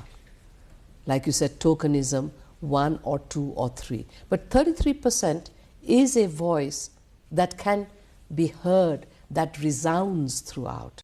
And at the local level, we have 40%, right? And that 40% has been able to make a mark. Although there may be just 2% of mayors, but we have 92% deputy mayors who are asserting themselves and are now saying, next time I want to fight for the mayor. You see, so that representation is important, but substance is also important. And that is what CEDAW says, that we must have a number so that that number then is amplified, so that women's issues or gender equality issues are debated, are discussed, and policies are made based on that. I'm pretty sure in all of these years, you've had your own struggles. I've had my fair share as well, but we too, I think, are privileged enough to have this discourse right here. What about grassroots level women? How do we go about empowering them? How do we practically reach out to all of them so that they are empowered enough to demand for their rights? I think at the grassroots level, you know, what I feel is that women are more empowered than those who are, you know, living or working in the center. What happens is, at the grassroots level, it's all about the daily lives, right? It is not just about taking part in public events or representing a group. It is about the daily lives. And there I see they are more assertive than women who live in the cities or in the urban areas. There is somehow an image that women at the grassroots level are totally helpless, they are disempowered, they are unaware, but actually they are more aware, they are more empowered. If you go and look at how they live their daily lives, it is not just about the brawn, it is also about the brain. And let me tell you, they are more strategic in how they address or how they deal with their daily lives.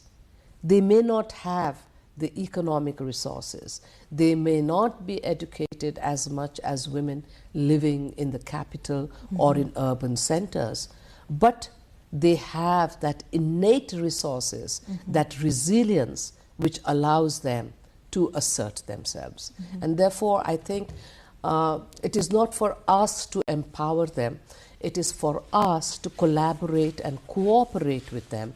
And I think that is what women NGOs, women activists, those who call themselves feminists, and even development agencies are partnering with them. For example, focusing on violence against women and girls, it is for the first time that the European Union has invested $15 million into a program in collaboration with the UN agencies, and they are focusing at the grassroots level. And this is in fact very, very encouraging, very inspiring, that they are investing this not in the capital but in the suburban areas, in the rural areas where women's lives matter. But it is a project. You know, it is for a certain time, for 5 years. After that, what? Therefore, for us to keep on addressing violence against women and girls issues, we cannot have projects, short-term projects for 5 years and then an extension for another 3 years. This has to continue. Then only the seeds that you have sown, you know, in the first 5 years, then they will start to grow. And for them to grow, you need to nurture it, yeah, like a gardener does, with manure, with water, replenishing the soil. So these things need to be carried on, and that is where the state needs to take responsibility. It cannot depend on foreign aid or foreign charity forever.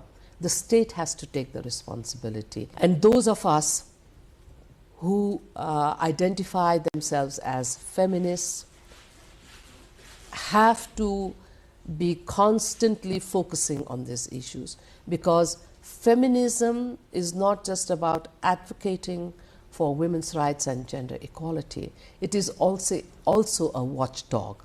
And that is where the media also needs to come in, because the media has a huge role to play. And so today I'm so happy, Sarah, that you are focusing on this issue, on this perennial issue that suppresses gender equality issues. And the media, it's not enough that you as a woman are doing it. Men also who are involved in the media, they also need to take up these issues, and other mainstream media also need to address these issues on a regular basis. And it is so significant, Sarah, of December, Human Rights Day, and where the 16 days of activism that started on November 25th is ending today, that this program is being recorded so that that significance is amplified. It sounds very encouraging when you present a different narrative when it comes to empowering women. When you say that those in suburban or rural areas are more empowered than us, but what about their awareness about their legal rights and the accessibility towards legal system? What about cases like Nirmala Panta? Exactly, and that is what I was also going to come up with. The case of Nirmala Pant and many other people like her need sustained focus. Sustained focus. It cannot happen in spurts and fits and spurts, you know. And that is why in the beginning I mentioned Nirbhaya. That case got so much prominence, not only in the hearts of people, but it caught the attention of media. And therefore, that is where I think media played a huge part in also changing the landscape of the Indian law, where capital punishment was introduced. And you know, but then that also took a long time. Yeah, Nirbhaya's case occurred in 2012. Those 4 men were executed in 2020. So it took 8 years, you know, for justice to be finally established. And therefore, with Nirmala Pant and many other unfortunate sisters like her, we need to have continued, sustained focus so that it just doesn't happen when a Ruby Khan protests, when a Renu Adhikar stages a 2012 Balwatar Occupy movement, or when somebody who is impacted by this, you know, goes to meet a minister or a prime minister. And that is why these cases need to be addressed or need to be brought to the attention of the state, of the society, of the families on a continued basis. And that is the only way I think we can secure justice. You know, it is like a water that is dripping on a rock, and after many years it does make an impression on that rock, right? So because women and girls issues are negligible, that is why we needed a treaty like CEDAW that said it is not just political rights of women, it is not just economic rights of women, it is their social rights as well as legal rights. And all of these rights are important, and they must happen at once. And therefore, CEDAW does not follow a generation of human rights. You know, like it says, okay, first you will have political rights, then you can have economic rights, then you can have social rights, then you can have rights to development. No. CEDAW says that all of these rights are important for women, and they must take place and they must be addressed at the same time simultaneously. Right. Violence, of course, over the course of time has taken a lot of new forms. In the latest years, we've seen a lot of digital violence as well. When we are trying to fight for already existing forms of violence, this is a new thing that we're experiencing. This new challenge, how do we deal with it? Indeed, Sarah, it is so complex and it is so challenging that it goes beyond just the physical space. You know, it transcends the mind. Now AI has been able to do things that we did not imagine. It can take a person, and make it speak or make it do as though you did it yourself, really. And this is happening in the virtual world. So it is so scary. It is so daunting just thinking of it. Also, I get goosebumps, because you may not have said that, but somebody will take an AI and say, you did it. And therefore, there's so much of this fake, not just fake news, but fake events also happening that is beyond your capability or beyond your reach. And violence has been amplified or magnified 1,000 times more than it could have happened physically. And you won't even know that it is happening to you unless somebody points it out to you. And it is so fast that it reaches an audience, trillion times more than a television or a radio or a newspaper would reach through the social media. And people then believe it. And once that belief has settled in, once that image has been established, it becomes virtually impossible for you to decimate it. And therefore, this is where, again, parents, individuals, communities, markets, and the state, we all have to work together to address this menace. And I call it a menace because the virtual world out there is capable of doing things which the human mind cannot. What do you think the government must do step by step to ensure that there's no violence against women, human? Sarah, what should be done, what should not be done, those are not things that we need to be discussed. You asked me about my 70 years of experience, right? We have been advocating that the government should do this, the government should do that, but has it done? It has not. Let us ask ourselves what we should do to make the government act, right? Because governments change and the leadership matters. Therefore, what I think is we need to work with political parties from the beginning, not just when they are writing or drafting their election manifesto. Women and men who are in political parties need to be sensitized because, again, this is all about power. It's all about power relations. Why governments want to come into power? Because they can make decisions. They hold that power to act, to be able to enact legislation, to be able to formulate and implement policies, right?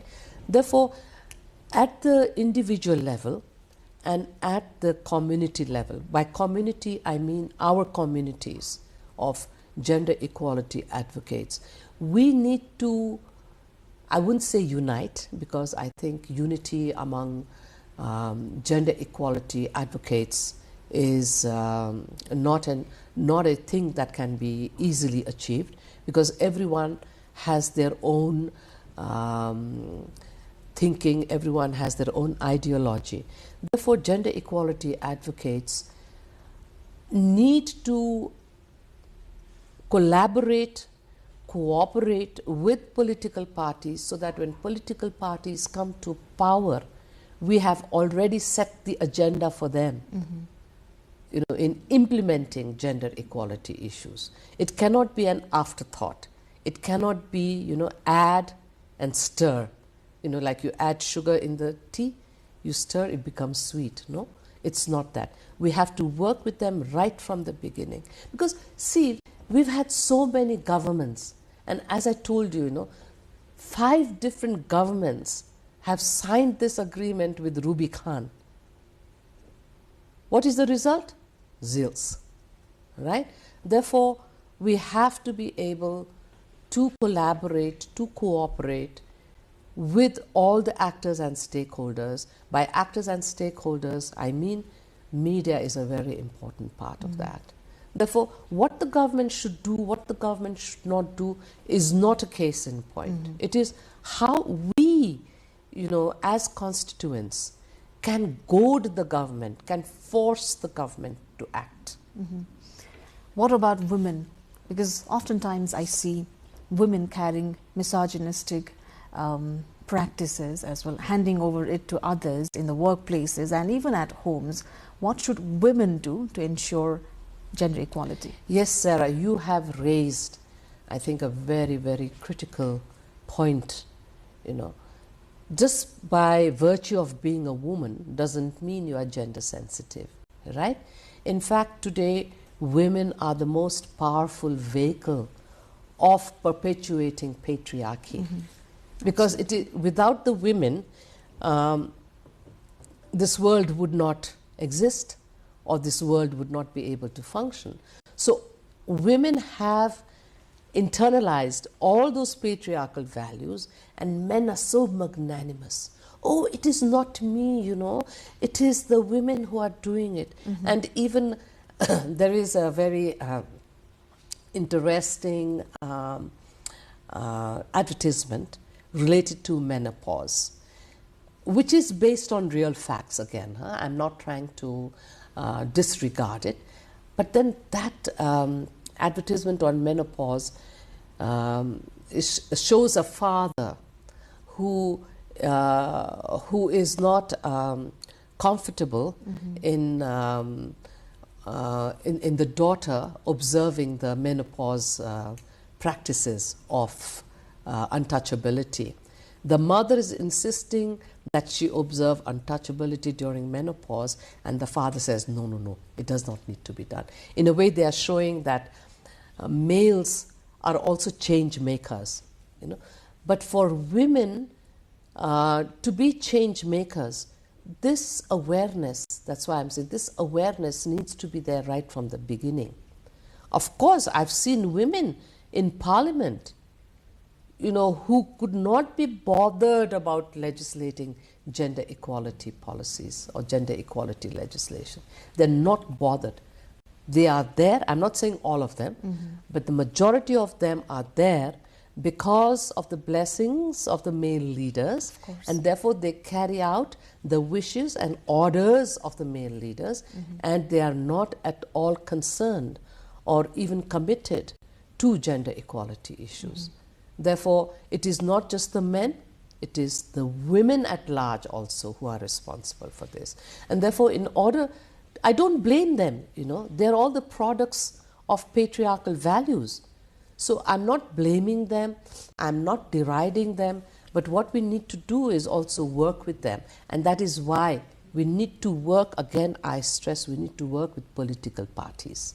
This issue has so many facets that we can discuss about. I hope we can continue this discourse in coming days or years as well. Thank you so much for being on NTV World Insight. Thank you, Sarah. I have really enjoyed this conversation with you, and I'm so happy to know that there are so many dedicated women in Nepal television who are committed to gender equality issues, and I wish you the best, and I hope that we can, of course, continue this conversation in the future as well. Thank you, and namaste. Well, as we wrap up this discussion, it is important to acknowledge that conversations about violence against women are not one-off events. They are part of an ongoing effort to understand the realities women face, to question the systems that allow harm to persist, and to imagine something better. The numbers we discussed today are uncomfortable, but they're also necessary, because change begins with clarity. Our hope is that discussions like these help carve out space for more honesty, more accountability, and more collective responsibility. Thank you for being with us on the show and for staying engaged in the long, unfinished conversation about what a just world should look like. Until next time.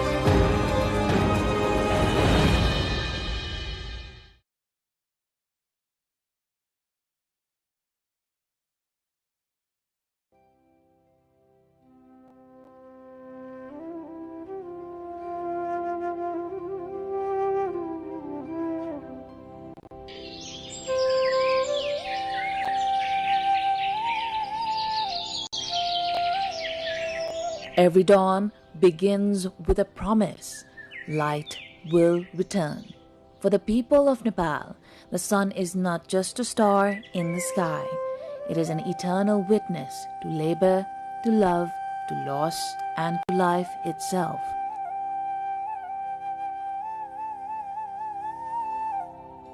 The scriptures call it Aditya, the giver of vitality, the sustainer of truth. Farmers bow to it before planting their seeds. Mothers pray to it for the well-being of their children. To the people of Nepal, the sun is not a distant deity. It is divinity made visible, and that reverence is best manifested in Chhat.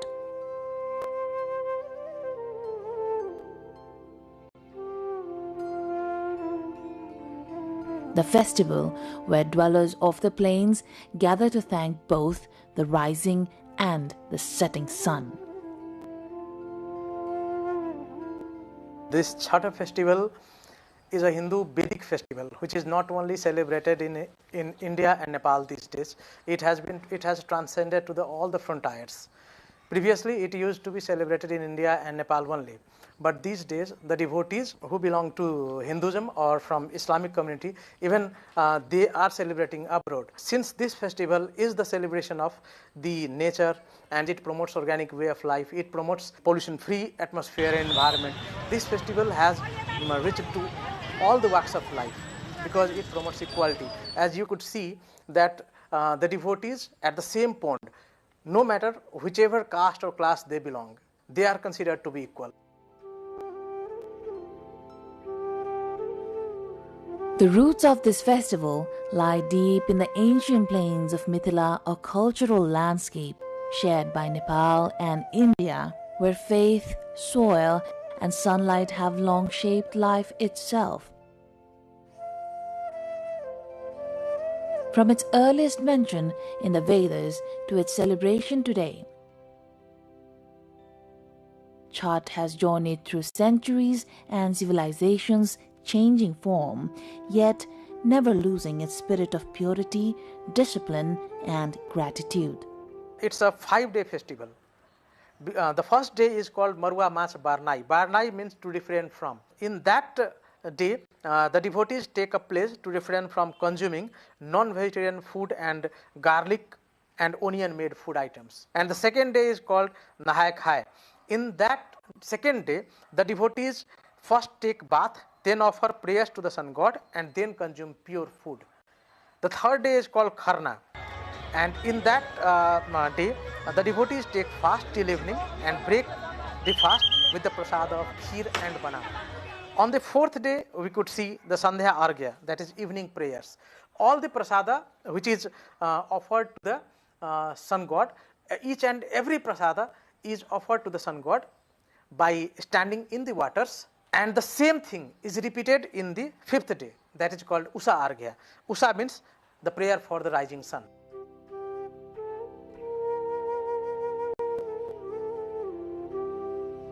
The festival unfolds over 5 days, each with distinct rituals and a shared focus on devotion. Families prepare offerings, maintain sacred spaces, and observe fasts while communities gather along water bodies, including river banks and ponds, to offer prayers to the rising and the setting sun.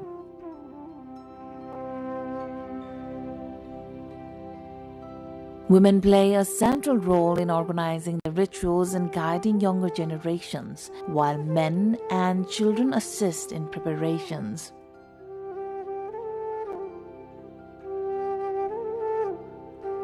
The collective participation reinforces family bonds and community cohesion, bridging generations in a shared cultural practice. The women of our part of the world, they do rigorous fasting for the long life of their husband and children. They are at the central role in this festival. छठमा महिलाले मात्रै पूजा गर्ने होइन, पुरुषलाई पनि छठमा जोसुकैले पनि छठमा पूजा गर्न पाउनुहुन्छ. यहाँ कुनै जेन्डरको बायस छैन. तर हाम्रो वुमेन इम्पावरमेन्टलाई कहाँसम्म यसले रोल प्ले गर्दो रहेछ सस्टेनेबल डेभलपमेन्ट गोल्समै हेर्ने हो भने जेन्डर इक्वालिटी कुरा गर्छ वुमेन इम्पावरमेन्टको कुरा गर्छ there is no use of Sanskrit मन्त्र there is no role of pandit there is no any holy text which will prescribe the modality of the Chhath celebration.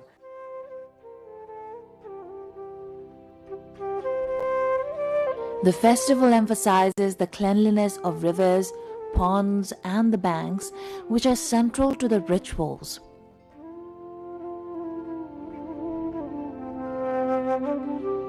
These practices reflect an understanding that devotion is inseparable from responsibility towards nature. The festival demonstrates how religious observances can reinforce sustainable interaction with natural resources, promote environmental stewardship, and instill awareness about protecting water, soil, and the surrounding environment. Once the Chhath festival concludes, we forget the messages which Chhath festival intends to give. Chhath talks about the pollution-free water bodies, the pollution-free sand, the pollution-free soil, and the pollution-free atmosphere. But the thing is that we often forget these messages. And the governments could uphold these messages if they could come up with certain policies while enlisting this Chhath and or promoting this Chhath festival in the UNESCO or in some other policy mechanism. They could draft some policies or they could draft some provincial laws which could enlist our water bodies as a natural body.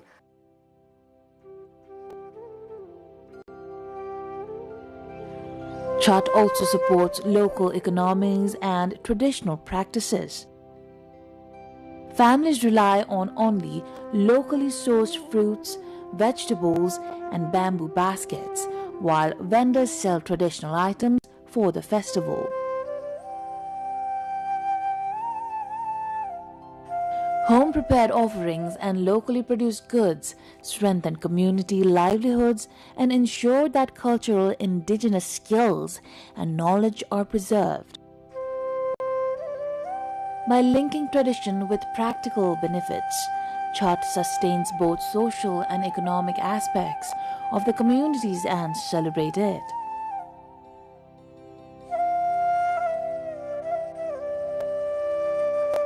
This festival could be used as a bridge to connect the people from all walks of life, to connect the people from hill and tarai, to connect the people from each and every community member. So this festival could emerge as a festival of social cohesion. And beyond this, we could unite our community in a bond of equality and in a bond of community spirit.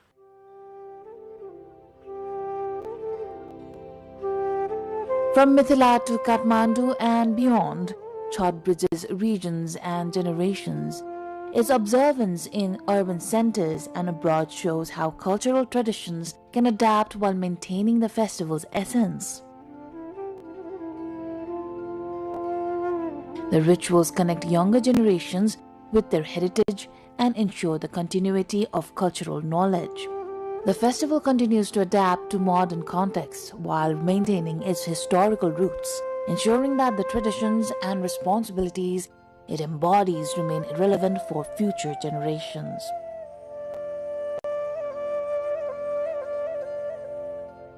The Holy Scriptures also talks about Chhath festival. Lord Sita had performed Chhath festival after Lord Rama came from Banvasa. And once Ram Rajya was established, Goddess Sita had performed Chhath for the well-being of Ram Rajya, for the well-being of the Ayodhya people. It's in Ramayana, Sita had performed Chhath, and in Mahabharata, we could see that Kunti and Pandavas, they had also performed Chhath.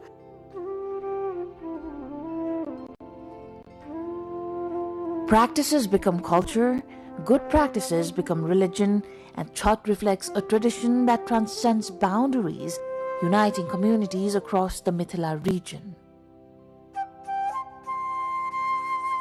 In the flatlands, where summer temperatures often exceed 40 degrees Celsius, the sun becomes both sustainer and foe. Yet, despite the intense heat, devotees endure fasting, prepare offerings, and perform rituals with unwavering discipline and reverence. In facing the sun in this way, they demonstrate resilience, faith, and a profound connection to nature, showing that devotion can persist even under the harshest conditions.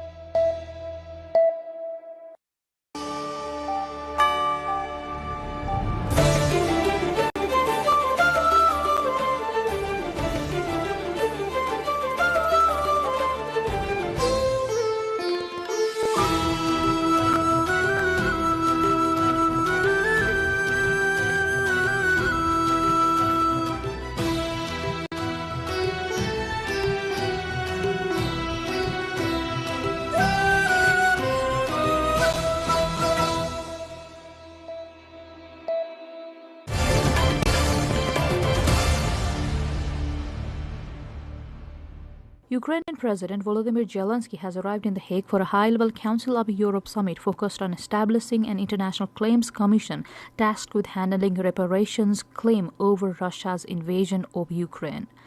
The event has brought together Zelensky and leaders from more than 30 countries to launch a legal and administrative framework to assess and decide on compensation for war-related damages. The new body, created under a Council of Europe treaty, will review tens of thousands of claims already filed for destruction of infrastructure, human rights abuses, and economic losses since Russia's full-scale invasion began in February 2022. These claims are integrated into an existing register of damage, which the Commission will now formalize into an operational mechanism for reparations. Zelensky reiterated that Russia must be held accountable for the crime of aggression, underscoring the importance of justice as part of any durable peace process. He also stressed that reparations must be reliable and enforceable, even as funding mechanisms, including proposals to use frozen Russian assets held in Europe, remain unresolved and politically contested among European partners.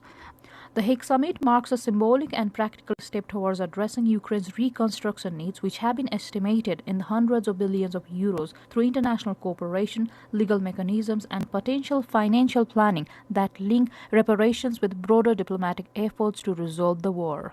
Meanwhile, U.S. President Donald Trump says that he believes a deal to end the Ukraine war is closer than before after White House envoys met with Ukrainian officials in Berlin to discuss a peace proposal. Trump said he had a very long and very good talks with the Ukrainian President Volodymyr Zelensky and the leaders of NATO and European countries, including Britain, France, and Germany. That war should have never ever started, but it did, and we're trying to get it solved. That was Biden's situation. We're trying to get it done, and I think we're closer now, and they will tell you that they're closer now. We had numerous conversations with President Putin of Russia, and I think we're closer now than we have been ever.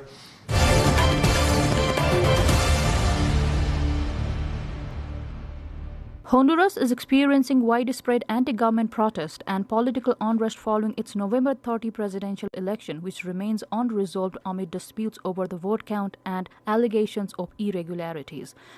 The situation has triggered demonstrations, blocked recount efforts, and raised tensions across the Central American nation. Supporters of the left-wing party and their allies have taken to the streets in the capital and other urban centers to demand transparency and a full vote recount, as nearly all ballots have now been tallied but no official result declared. The unrest also has spilled into broader political accusations.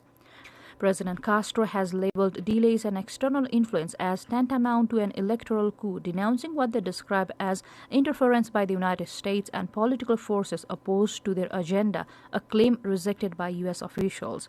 Despite the protests, the Honduran military has pledged to support an orderly transfer of power once a legitimate result is produced and has sought to play a stabilizing role amid election uncertainty.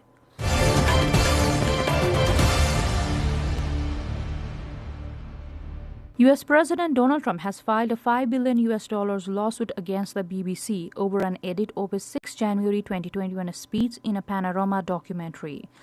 Trump accused the broadcaster of defamation and of violating a trade practices law, according to court documents filed in Florida. They actually have me speaking with words that I never said, and they got caught because I believe somebody at BBC said, this is so bad, it has to be reported. That's called fake news. So we'll be filing that suit probably this afternoon or tomorrow morning. The BBC apologized to Trump last month but rejected his demands for compensation and disagreed there was any basis for a defamation claim. Trump's legal team accused the BBC of defaming him by intentionally and deceptively doctoring his speech. The BBC has not yet responded to the lawsuit. Trump said last month that he planned to sue the BBC for the documentary which aired in the UK ahead of the 2024 US election. The BBC acknowledged that the edit had given the mistaken impression that he had made a direct call for violent action but disagreed there was any basis for a defamation claim. In his lawsuit, Trump cites agreements the BBC had with other distributors to show content, specifically one with a third-party media corporation that allegedly had licensing rights to the documentary outside the UK.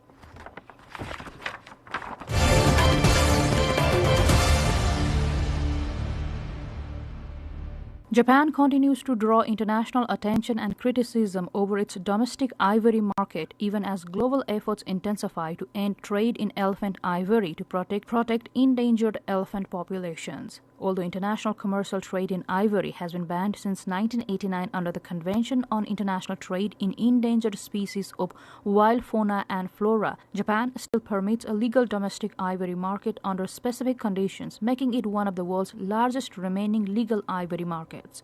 Under Japanese law, international import and export of ivory is generally banned and domestic trade is restricted under the Act on Conservation of Endangered Species of Wild Fauna and Flora.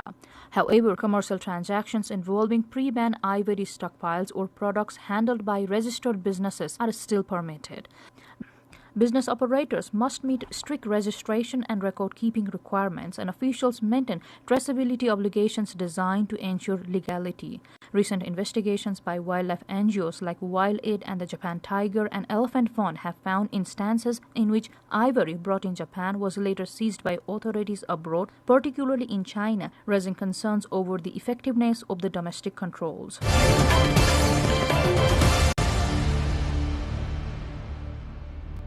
Phu Quoc Island, one of Vietnam's leading tourist destinations, is strengthening its reputation not only for white sand beaches and luxury resorts, but also as the country's center of pearl farming, an industry that has become a key pillar of the island's economy and earned it the title Vietnam's Pearl Island.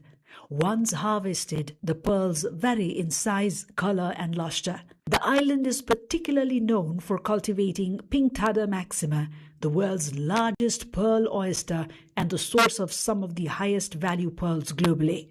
The market value of pearls is determined by measurable factors including size, color, roundness, and surface shine, noting that Pinctada maxima pearls command premium prices due to their quality and scarcity. Local artisans process pearls into high-end jewelry, while pearl powder is used in skincare products aimed largely at tourists. Historically rooted in pearl diving by local fishermen, pearl farming has evolved into a modern industry that officials and experts describe as environmentally sustainable.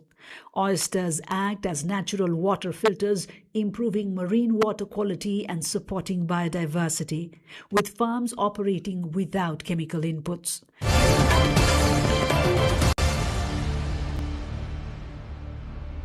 The China-Pakistan Warrior 9 joint counter-terrorism exercise, which lasted for more than 10 days in Pakistan, came to full conclusion, with all participating Chinese troops returning to China on Sunday.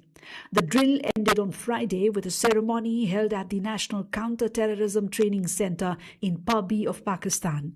Subsequently, the Chinese participating troops began their withdrawal back home in badges.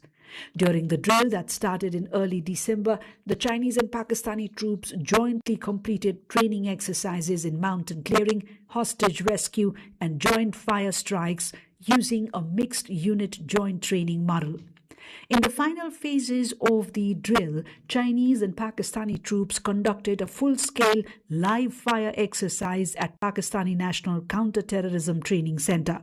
The two sides jointly organized land and air operations and used various types of unmanned equipment, including medium and high-altitude long-endurance UAVs, UAV swarms, suicide drones, and bomb-disposable robots. Blockade and control, area-based clearing, and deep penetration operations against simulated targets.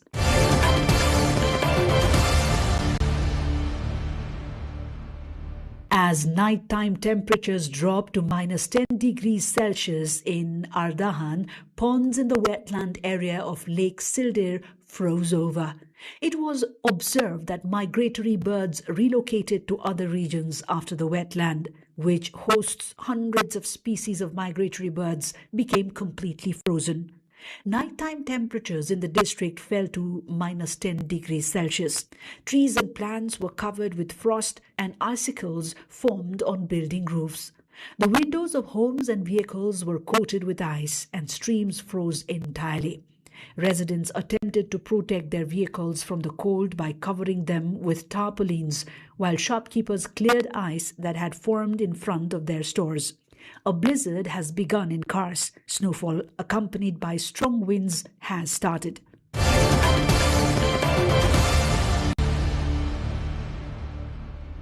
Egypt unveiled the revamp of two colossal statues of a prominent pharaoh in the southern city of Luxor on Sunday, the latest in government archaeological events aimed at drawing more tourists to the country. The giant alabaster statues, known as the Colossi of Memnon, were reassembled in a renovation project that lasted about 2 decades. They represent Amenhotep III, who ruled ancient Egypt about 3,400 years ago. Ismail said the Colossi are of great significance to Luxor, a city known for its ancient temples and other antiquities. Amenhotep III, one of the most prominent pharaohs, ruled during the 500 years of the New Kingdom, which was the most prosperous time for ancient Egypt. In the late 1990s, an Egyptian-German mission began working in the temple area, including the reassembly and renovation of the Colossi.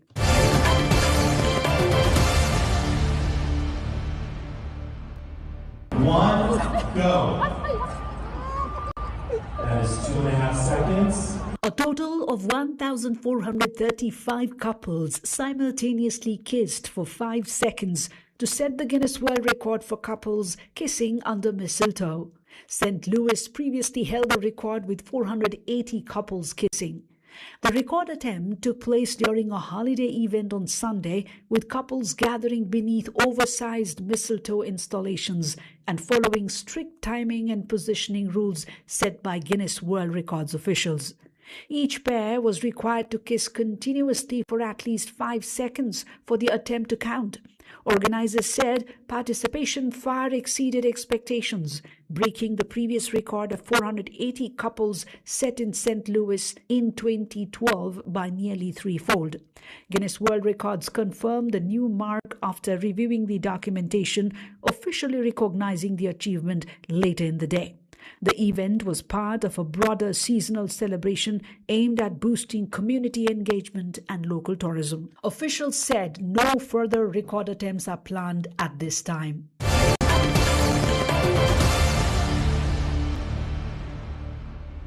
Krampus figures, demonic characters of Central Alpine folklore traditionally associated with punishing misbehaving children, marched through the streets of Munich during the city's annual Christmas parade, drawing crowds of spectators as part of the pre-holiday festivities.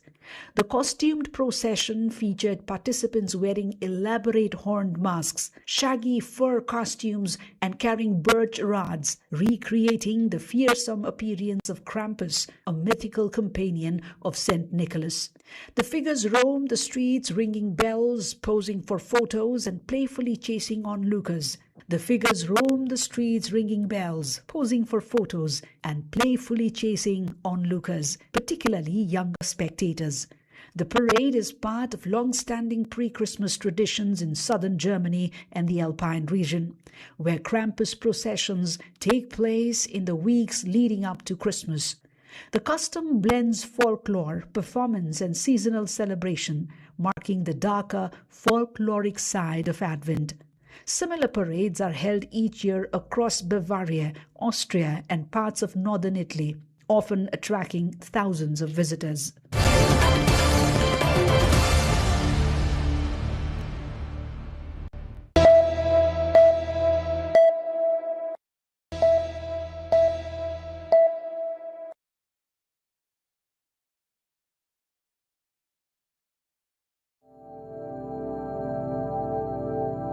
Dai Lake in Karnali province is a geographically remote district, yet rich with untapped potential for tourism. Stepping into Dai Lake, celebrated as a treasure trove of Khas art, culture and heritage, brings a unique sense of joy.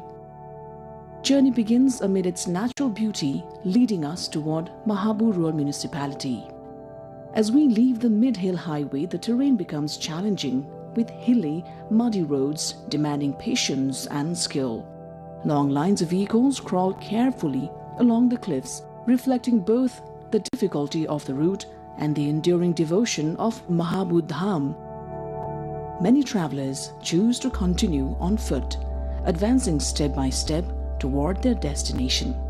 Passing through Channa, Dasarathi, Okharbans, Bhavsaini, Noli, and Unipata, pilgrims ascend the slopes toward Lesne before finally reaching Mahabu Patan. Pilgrims from Dai Lake and nearby districts often arrive late at night, having begun their journey the previous day. The path to Mahabu Dham is thrilling, adventurous, and breathtaking, made even more dramatic by the steady rain, drifting fog, and steep inclines. Yet the journey itself feels uniquely rewarding.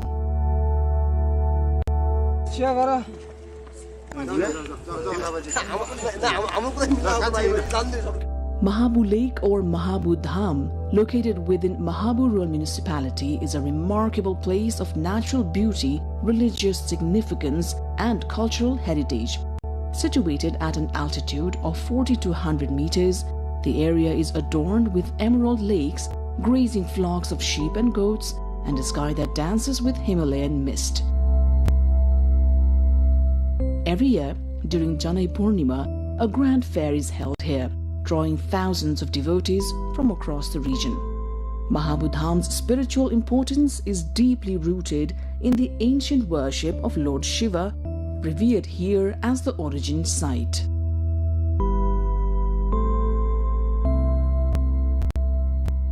From Mahabu Lake, visitors can enjoy magnificent views of Api and Sai Palhimal, and on clear days, even the plains of Bardia. Given its religious importance and natural splendor, Mahabu Dham holds immense potential as a religious tourism destination. Improving the rough, narrow access roads is essential for supporting this growth. Mahabu Dham is more than a pilgrimage site. It is a confluence of culture, history, faith, and nature. To truly appreciate its significance, one must visit Mahabu Lake at least once, immerse oneself in its natural beauty, and experience the serene environment that leaves a lasting impression.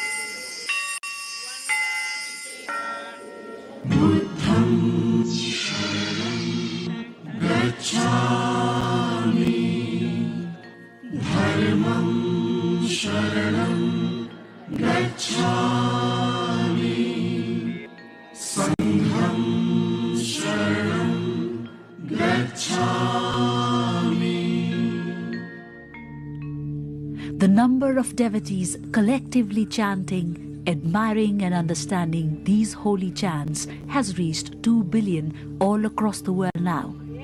This implies that the population following Buddhism is increasing by the day. Buddhism rests upon the principle that one must be empathetic, kind, and exonerate towards all living beings.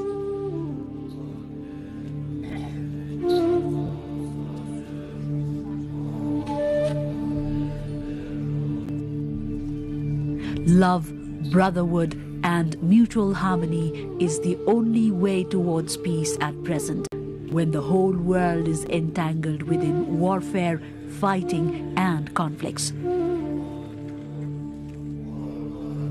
Anyone seeking for peace can find it within themselves on internalizing the words and messages of Gautama Buddha.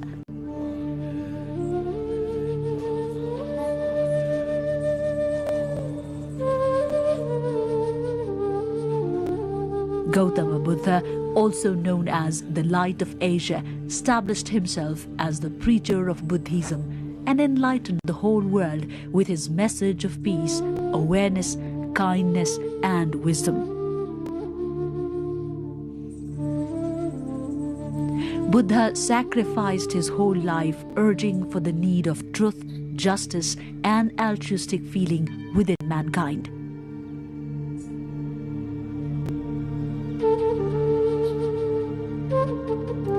Gautama Buddha was born in Lumbini. It lies in the western part of Nepal in Rupandehi districts of the Lumbini zone. Lumbini has been protected under the World Cultural Heritage Site since 1997 AD.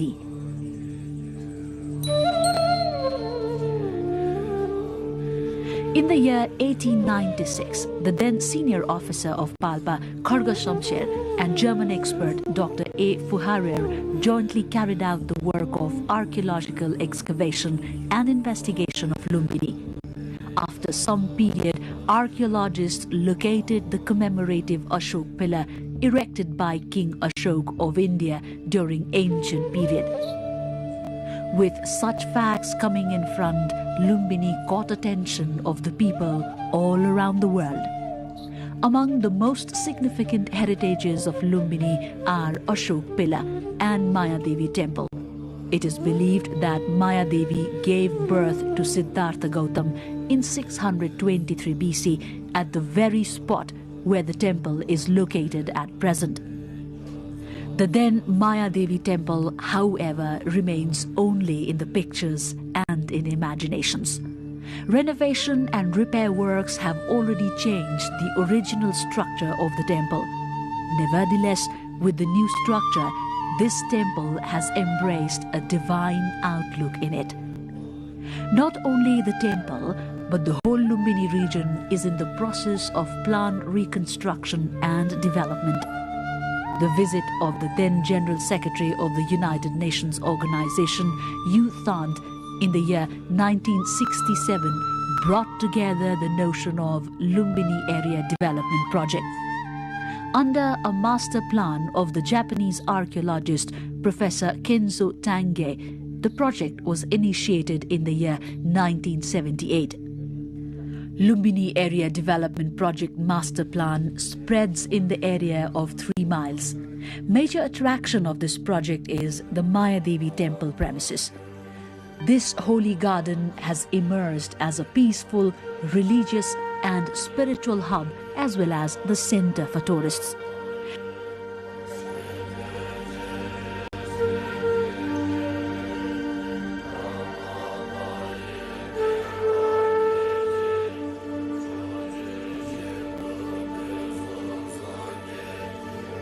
This garden, located in the southern part of the temple, has assimilated a number of objects of archaeological and historical importance. The whole area appears magnificent, with a calm lake and beautiful parks.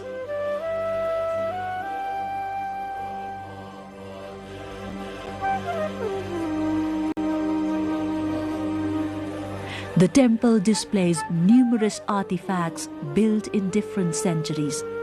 These works shed light upon the historical importance of the temple.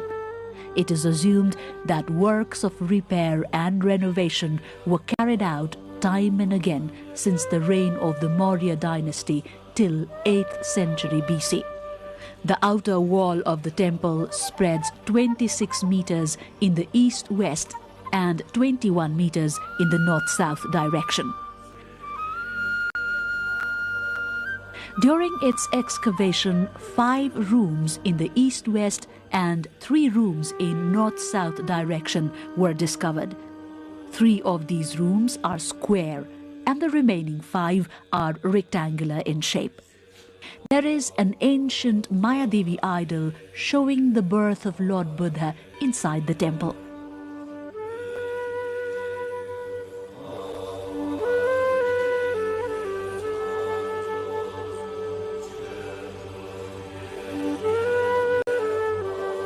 This idol is also known as the birth idol. The remains inside the temple date back from 5th century BC to the 7th century BC. Marker stone, alias birth stone, is placed safe above a Maurya period brick inside a deep room. This clearly depicts the exact place where Lord Buddha was delivered. This stone is around 25 steps north of the Holy Lake. Other evidential objects uncovered from excavations are kept as it is for devotees and other tourists to explore and to study.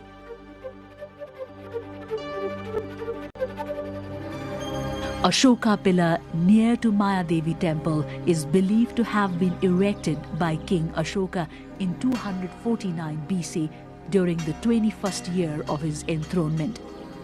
The Utkirna stone inscription engraved in this pillar in Brahmi script is a historical proof that Lord Gautama Buddha was born here.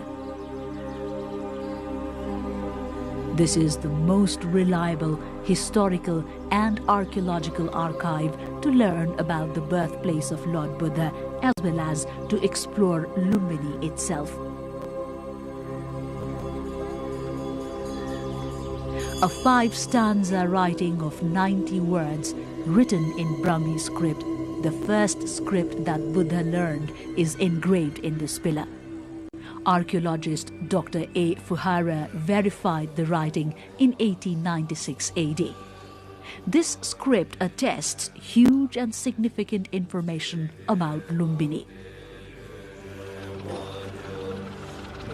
In the northern side of the Ashoka pillar lies Puskarini, or the holy pond. Legends say Mayadevi took the holy dip prior to the birth of Lord Buddha in this pond, and that baby Buddha too had his first bath. Architectural fragments of different size and shape collected from various excavations are protected in the southeast, northeast and western direction of the Mayadevi temple. On close examination of the temple, the tradition and technology of Maurya dynasty is revealed. Some monasteries are constructed using the remains of Lord Buddha, while some other incorporates the remains of his followers, and few others have been constructed in Buddha's reminiscence. These monasteries depict the then art, custom, religion and tradition.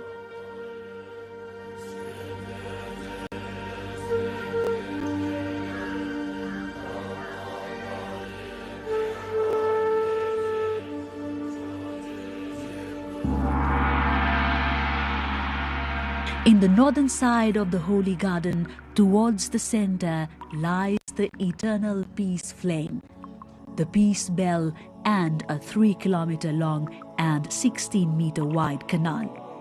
One can also view the World Peace Pagoda from here.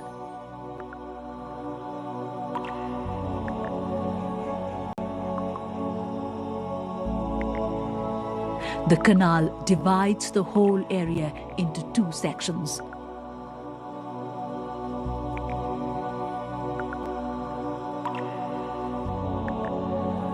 Towards the eastern monasteries, 13 plots are designated to Thar Buddhist and 29 plots are allocated to Mahayani Buddhist in the western monasteries.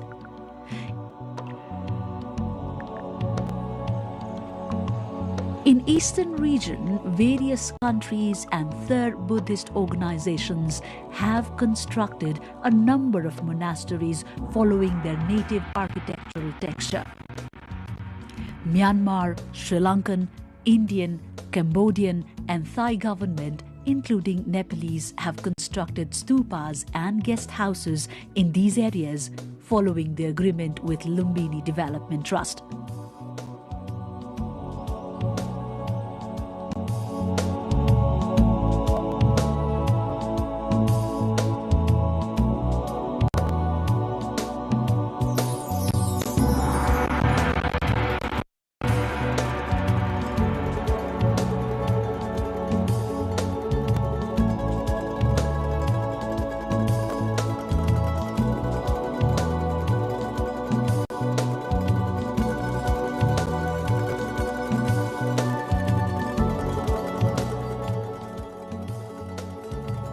Similarly, most of the western plots have been occupied with similar stupas, monasteries, guest houses and meditation centers constructed by various organizations or Government of Nepal, China, Vietnam, France, Japan, Austria, Bhutan and Mongolia, among other nations.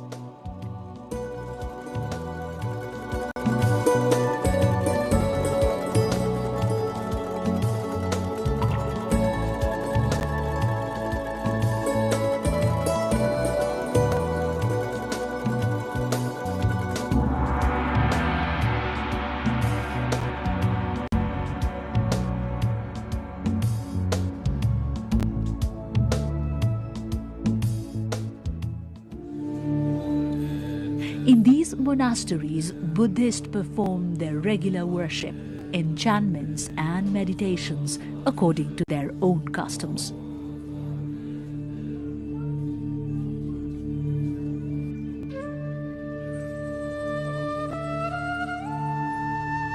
In the northern side of the new Lumbini village area is the 41.5 meter long and 49 meter cylindrical World Peace Pagoda. Fujiguru of Japan is said to have constructed similar pagodas in different locations all over the world during his journey of finding peace. World Peace Pagoda was designed by Japanese architect Dr. Minoru Ohuka. This pagoda came into operation since 1995. Built in traditional Japanese design, the upper part of this pagoda holds metallic artifacts exhibiting the birth of Lord Buddha.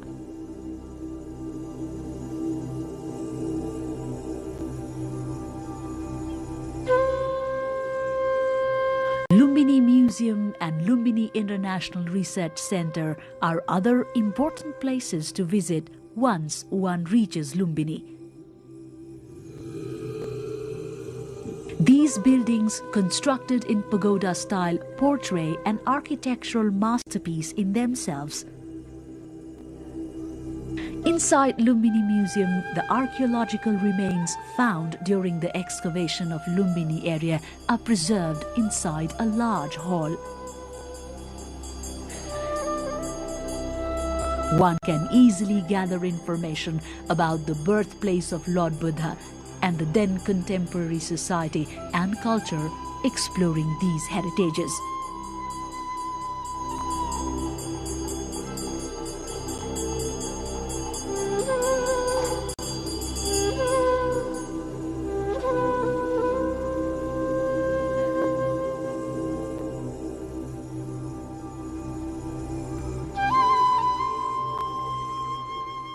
Within the building designed by Professor Kenzi Tange himself, Lumbini International Research Center has been established. More than 3,500 research materials and texts on Buddha, Buddhism, history, philosophy, knowledge and teachings of Buddha can be found here.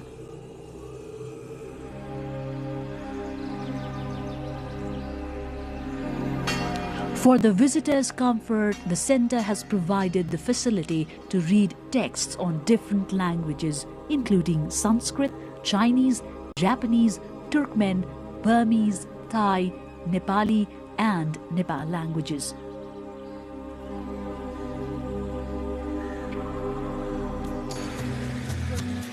There is an easy access of air as well as terrestrial transportation to reach Lumbini. The nearest airport to Lumbini is the Gautama Buddha Airport located in Bhairahava. One can also take roadways from different cities of Nepal to reach Lumbini easily. Situated in northwestern side of Kathmandu, Lumbini is 327 kilometers far from the capital. From the Indian border Sunauli, it lies in the distance of a mere 26 kilometers. Visitors can find ample bus, cabs, rickshaws and other transportation means to explore the whole area of Lumbini. Accommodation in Lumbini is again not a big deal. There are a number of hotels, lodges and restaurants ranging from expensive ones to medium and cheap motels in the market area.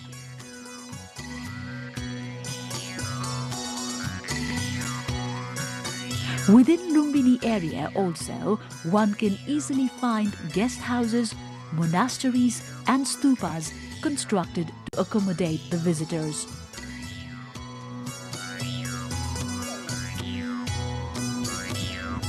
The overall development works of Lumbini is spearheading on the basis of Lumbini Development Master Plan. Lumbini Development Fund is effortful to accomplish Lumbini Development Master Plan and to protect and preserve the overall Lumbini area. If you are planning to travel the birthplace of Lord Gautama Buddha, the holy Lumbini, we cordially invite you to explore all these spots of historical and archaeological importance, all related to Lord Buddha.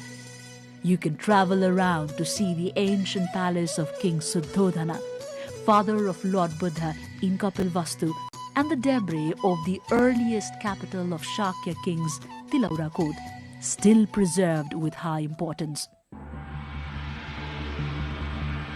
This palace is located around 27 kilometers far from Lumbini. Lord Buddha, as the prince, spent 29 years of his life in this palace. Prince Siddhartha Gautama abandoned the royal livelihood in search of Mahanirvana, or enlightenment.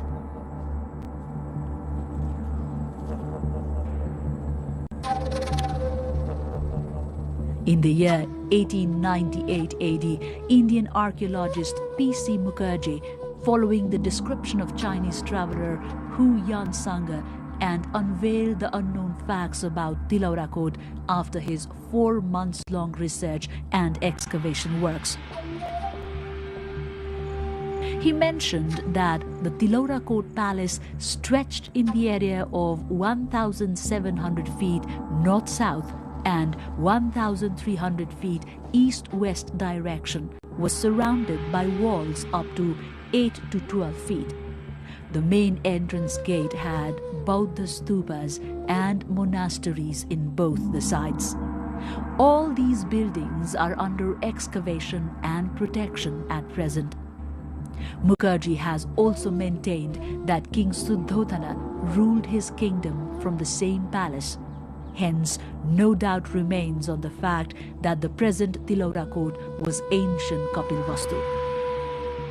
Archaeological debris as well as ancient palace and east-west entrance constructed since 4th century BC to 2nd century BC can be observed vividly now as well. Another historical site of Lumbini is Kudan, also known as Lauri Kudan, around 28 kilometers southwest of Lumbini. Myths have it that Lord Gautama Buddha met his father King Suddhodana at this very spot for the first time on returning to his hometown Kapilvastu after attaining enlightenment. Others say Prajapati Gautami, Gautam Buddha's foster mother, handed him Kayas Vastra at this place. Some others also claim that at this very site, Gautama Buddha's son Rahul transformed into Buddhism and turned a saint. Inscription held the existence of 4 walls and 1 buried well at this place. However, only 3 walls can be seen at present.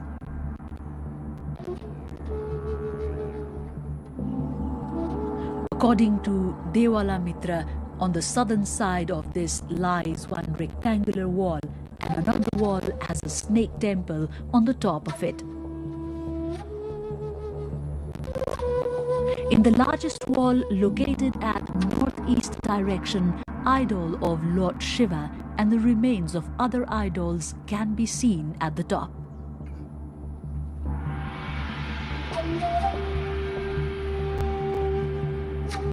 "500 meters north of King Suddhodana's palace lay 2 stupas. Experts say these stupas are the graves of King Suddhodana and his queen Maya Devi. The largest stupa has the area of 52 feet and is 75 feet high, whereas the smaller one has the area of 26 feet. The largest stupa is said to be constructed in the 4th century BC and was reconstructed 3 times during the 2nd and the 1st century BC. Similarly, the smaller stupa is believed to have been constructed in between the 2nd and the 1st century BC.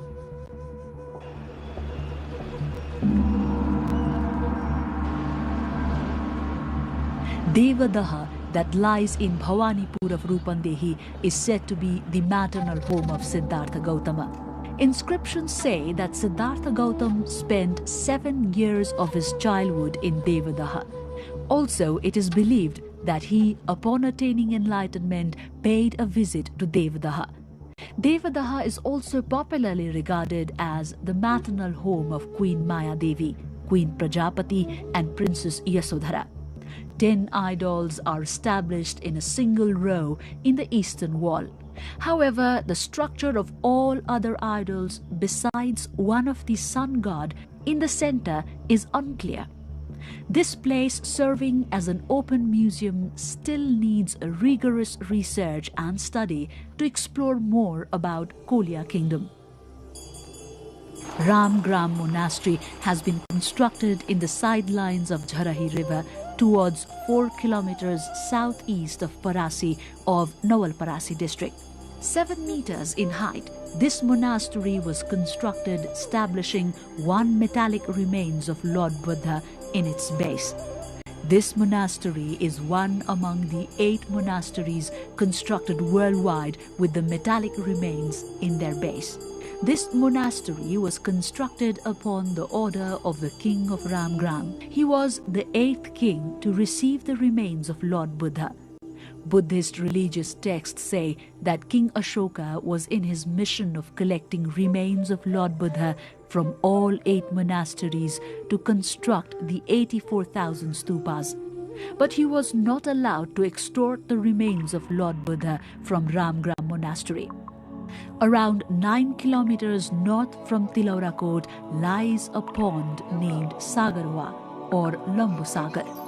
The pond has high significance with regard to its archaeological value. This pond is popularly recognized as the spot where Koshal rural king Naresh Birudhak killed the thousands of Shakyas at the same time during the 5th century BC. Inscriptions have it that this pond extends 1,059 feet towards the length and 225 feet towards the breadth and was discovered in 1895 AD. However, only few remains, and a mark of the pond can be traced here at present. Gotihawa is renowned as the birthplace of Manushi Krakuchandra Buddha. It is also said that Krakuchandra Buddha met his father at the very place after attaining nirvana. Debris of Ashoka pillar, ancient well, bricks and other remains can be retrieved in the buried form from here. Major Wada and P.C. Mukherjee excavated Gotihawa in 1895 AD and mentioned that Krakuchanda Buddha was born here.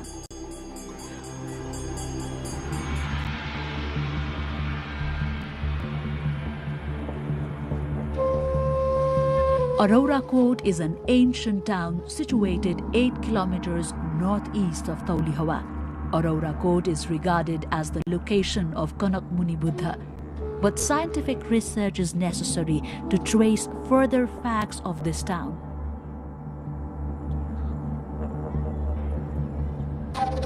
Meanwhile, manuscripts have it that Niglihawa, 7 kilometers far in the northern side of Taulihawa, is the birthplace of Kanak Muni Buddha.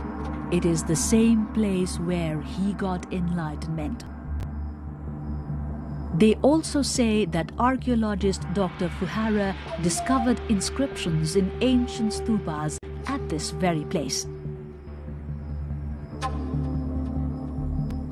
In the western side of Nigli Sagar, one of the Ashoka pillars can be seen in 2 pieces. In an inscription written in Brahmi script, Pali language, it is mentioned that King Ashoka erected this pillar when he reached Kapil Vastu.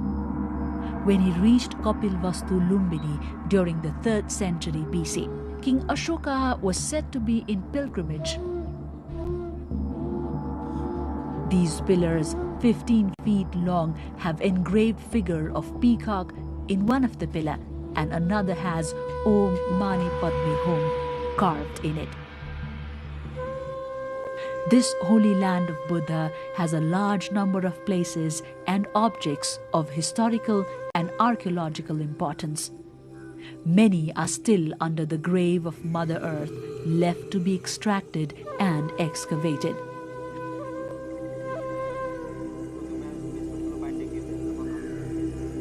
After watching this documentary about Holy Land of Lord Buddha, you need not reach far to realize peace. Reaching this sacred birthplace of Lord Buddha will be enough to experience eternal peace.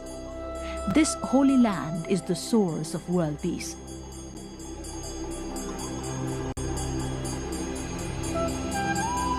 Lumbini is the center of serenity and harmony among all the people in the world. World Cultural Heritage Site and Shakya sage Gautama Buddha's birthplace is a precious gift for the whole world.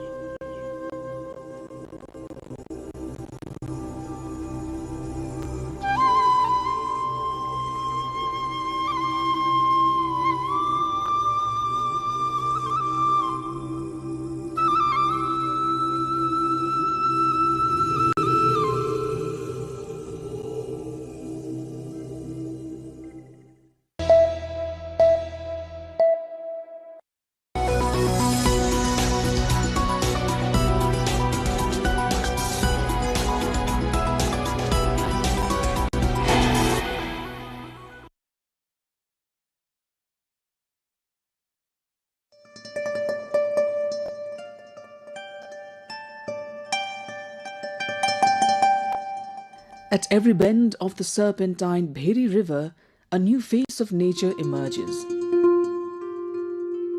Each turn revealing a beauty so varied and mesmerizing that it moves the heart moment by moment.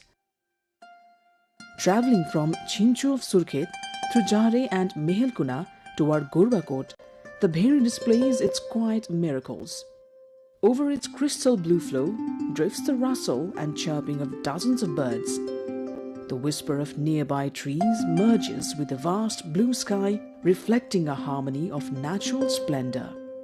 Cutting through Chinchu, heading along the proud and scenic terrain of Gorbakot, our thoughts find themselves racing steadily along the Madan Bhandari highway toward Lake Besi in Surkhet. Our destination, the Raute settlement.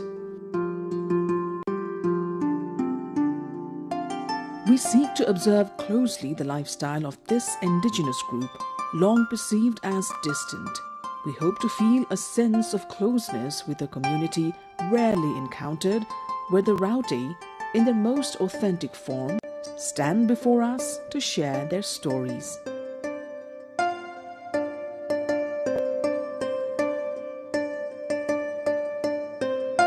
The Raute have cultivated a unique identity as Nepal's nomadic ethnic group.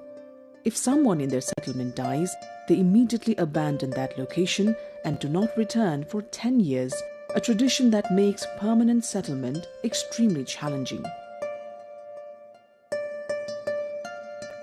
Their temporary homes are built by fixing wooden stakes into the ground, tying cross pieces, and covering the structure with old cloth and tarpaulin.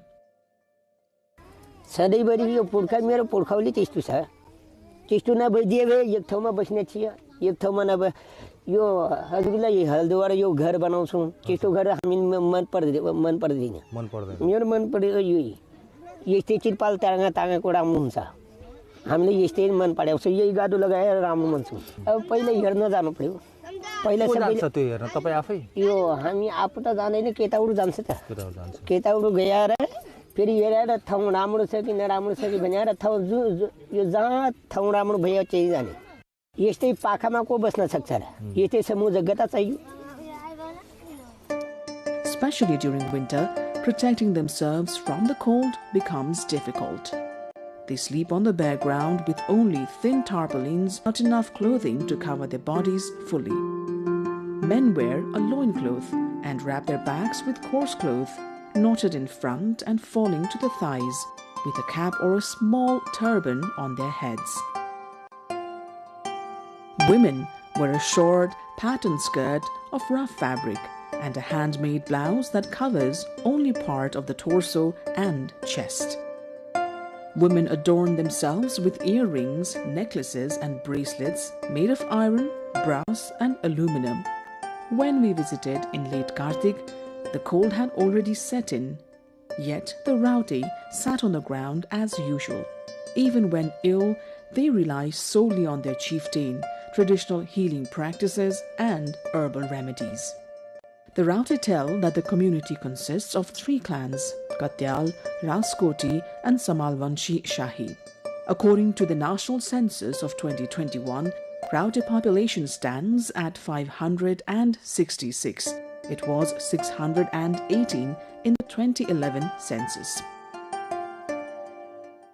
बात यो कोही मान्छे यो पहिला पहिला त आया थिएन अब आजभोलि त यो सामान पनि आउँछ भट्टा पनि लाग्यो हो कि होइन सामान पनि आउँछ यो तिरपाल पनि आउँछ ब्ल्याङ्केट आउँछ खाना पुग्यो त भइयो अब भोकै मरेको छैन के अरे बाहिरबाट आए भने कामधारी त गर्नु पर्यो हो कि होइन त्यो काम कुसी बनाउनु पर्यो मधुस बनाउनु पर्यो खाद बनाउनु पर्छ अब दराजहरू हामी बनाउँदैन. Traditionally, the Raute have lived in the forests, ravines and riverbanks of districts like Dailek, Jajarkot, Surkhet, Acham, Salyan, Dang and Kalikot. They dwell in the wilderness, hunt monkeys and carve wooden utensils which they exchange for grain in nearby villages. It's a cycle that sustains their livelihood. The Raute have distinct marriage customs. After marriage, a separate area is set aside for the couple. According to Raute belief, a widow should not remarry after her husband's death. Marriages occur strictly within their own community between Raute youths. Apart from cooking pots at home, an axe for cutting trees, and a chisel-like tool for shaping wood, the Raute do not store belongings. Men prefer to hunt monkeys using traps, while women gather wild roots and tubers.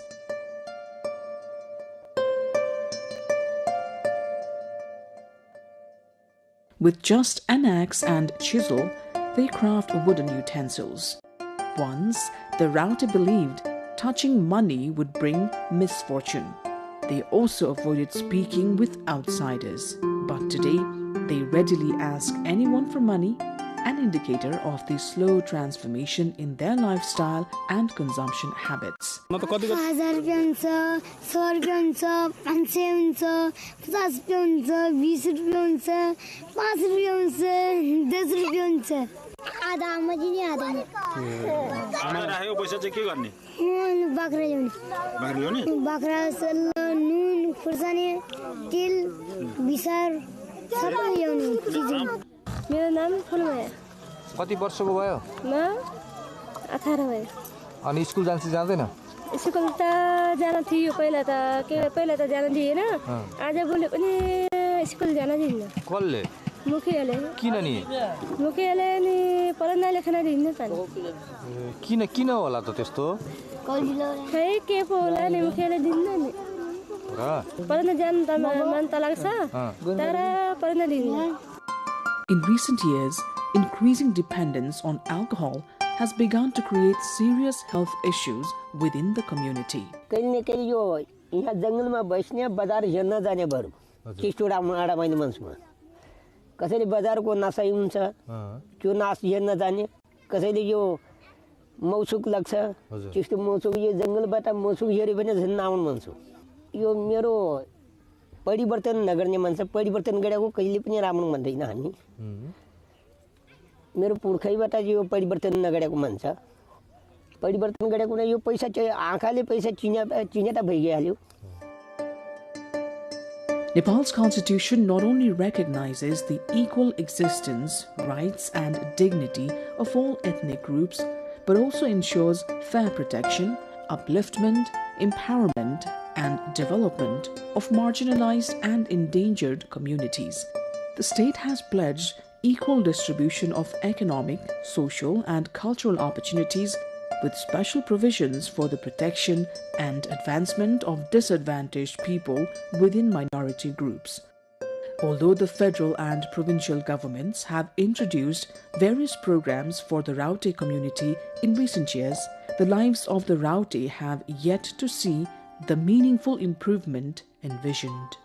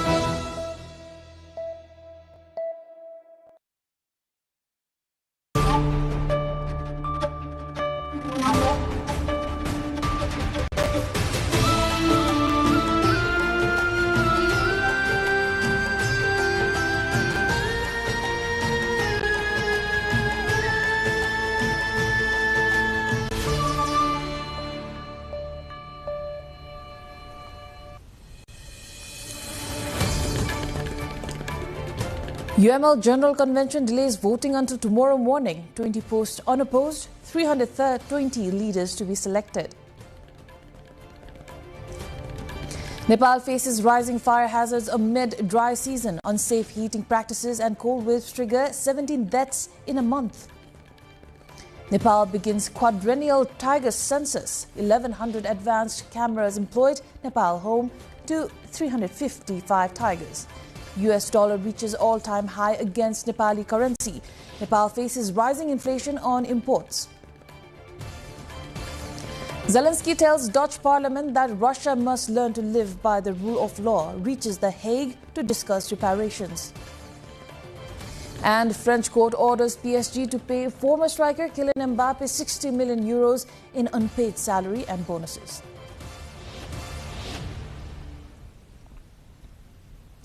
Good evening, I am April Singh Lama. This is NTV World News Hour coming to you live from Kathmandu at 2200 hours Nepali time. Now the news in details.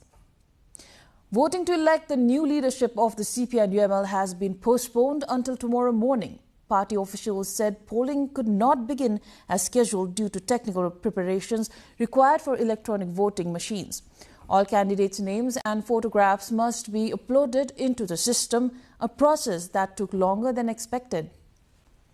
General Secretary Sankar Pokhrel said voting will now start at 8 a.m. tomorrow, also citing cold nighttime conditions. The contest for party chair features incumbent leader KP Sharma Oli and senior vice chair Ishwar Pokhrel. The UML General Convention underway in Kathmandu has brought together 2,263 delegates from across Nepal. The Election Commission has held discussions with the government regarding arrangements to ensure representation of inclusive groups in the proportional electoral system based on population. The Commission met in Kathmandu with the Minister for Law, Justice and Parliamentary Affairs, Anil Kumar Sinha, and the Minister for Communication and Information Technology, Jagdish Kharel, to discuss the arrangement for population-based representation of inclusive groups. During the discussion, Minister Sinha, Minister Kharel said that since the elections are being conducted and the authorities are impartial, everyone should move forward together to hold the elections on the scheduled date. राम्रो व्यक्ति पनि चुनावमा उठ्न सक्छ, पैसा ठुलो खर्च नगरी पनि चुनावमा जित्न सकिन्छ र चुनावमा यसरी भाग लिने हो र यसरी जितिने हो भन्ने कुराहरुको हामीले एउटा मानक यसपटक तयार गर्न सकिन्छ। त्यसको लागि निर्वाचन आयोग अगाडि बढोस्, सरकारको तर्फबाट हामी निर्वाचन आयोगलाई सहयोग गर्न तयार छौं।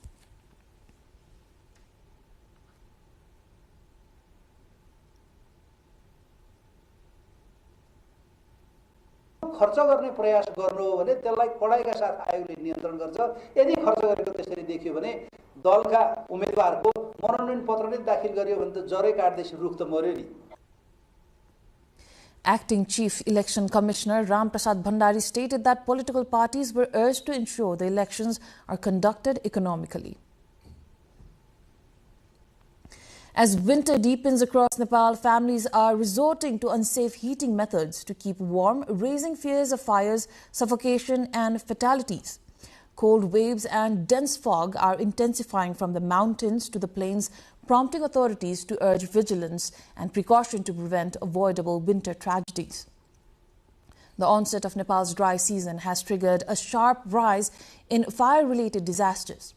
Koshi, Madhes and Lumbini provinces have recorded the highest number of incidents, with 17 deaths reported nationwide since mid-October. Authorities warn residents to follow safety measures to curb further losses.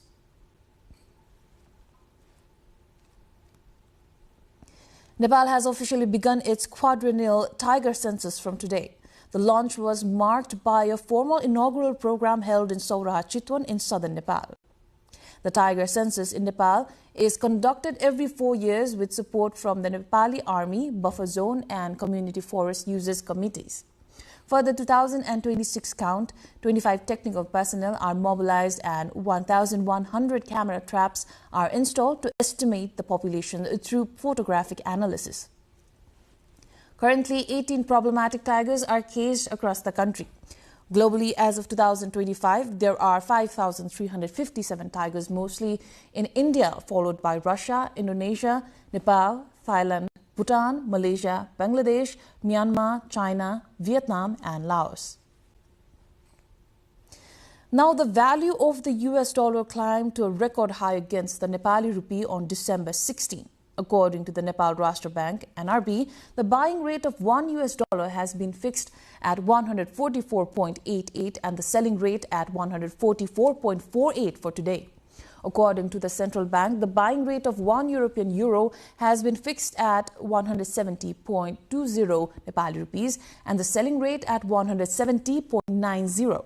The price of gold is rising just like the value of the dollar. On Tuesday, the price of gold in the Nepali market was set at 259,000 Nepali rupees per tola. Although the price dropped by 1,700 Nepali rupee, approximately $12 per tola compared to Wednesday, traders say the upward trend in gold prices due to international factors has not stopped. Ukrainian President Volodymyr Zelensky says talks are not only about ceasefire but about security guarantees ahead of a Council of Europe summit on reparations for Russia's invasion. Addressing the Dutch parliament, Zelensky adds this is not only about diplomacy, not only about physical security. Let's look at Russia's history since Now, Paris Saint-Germain has been ordered by a French court to pay former striker Kylian Mbappe 60 million euros in unpaid salary and bonuses. Mbappe had initially sought 263 million euros from the club over a long-running dispute which included unpaid wages and alleged mistreatment. PSG had countersued for 240 million euros over his failed 300 million euro transfer to Saudi Arabia's Al Hilal.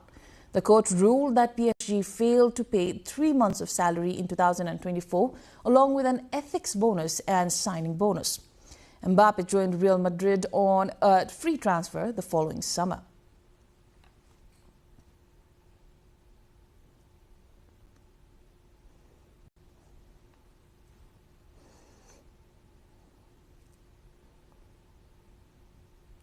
Living inside Nepal, yet cut off from it. The struggle of 45,000 people in Dotara Chandani in our issue of the day after the break.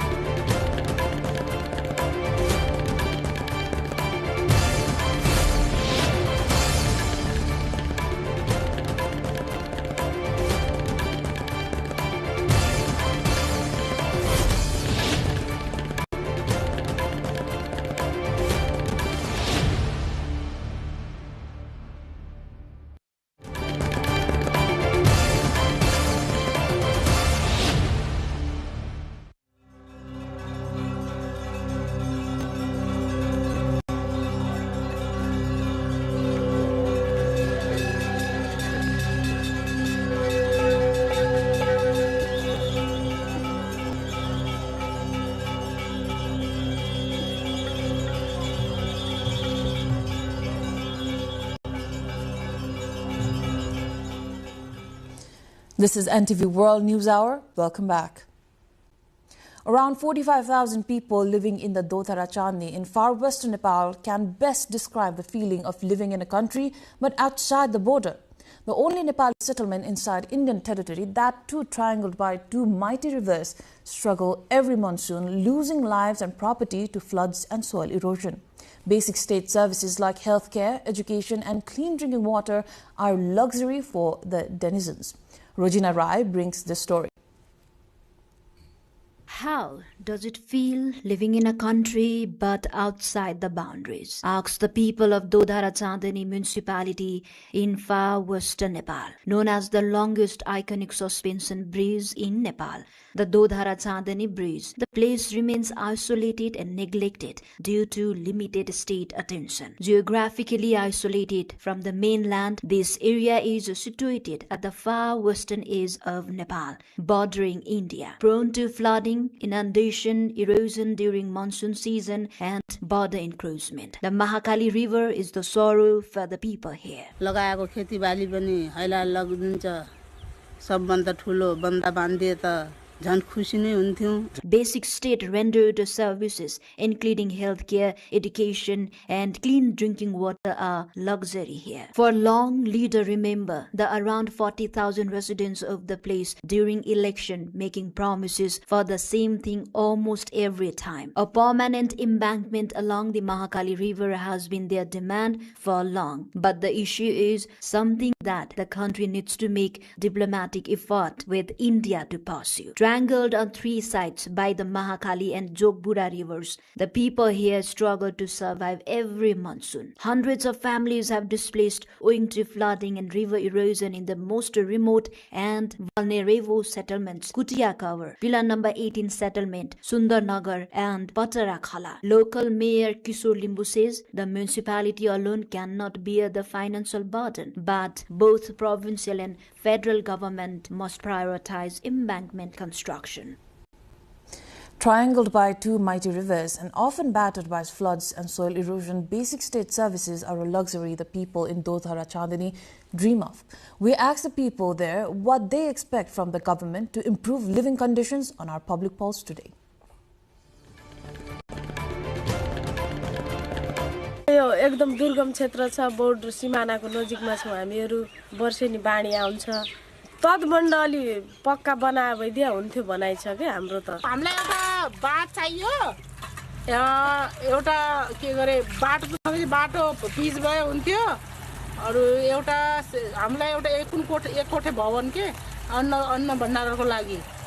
हरसाल बाढीले त लगिहाल्छ हाम्रो लुगा फाटो जे पनि कपडाहरु अन्न भण्डार घर आएपछि चाहियो त खानको लागि। जोखिम स्थान छ अनि यहाँको बालबालिकालाई स्कुल जानको लागि धेरै टाढा जानुपर्छ, स्कुलको व्यवस्था गर्नु पर्यो अनि हस्पिटल छैन, नजिक हस्पिटल पनि बनाउनु पर्यो।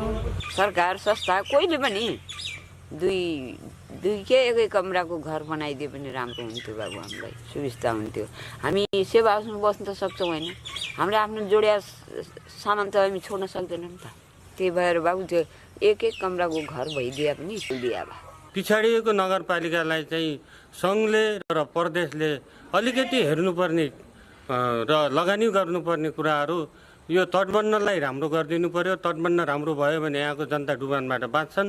पिछडिको क्षेत्र एक हामीले सबभन्दा पहिला माग्दा हाम्रो सरकारसित के छ भने यो बोर्डरको समस्या। As winter tightens its grip across Nepal, cold waves and unsafe heating practices are putting lives at risk. This is our cover story after the break.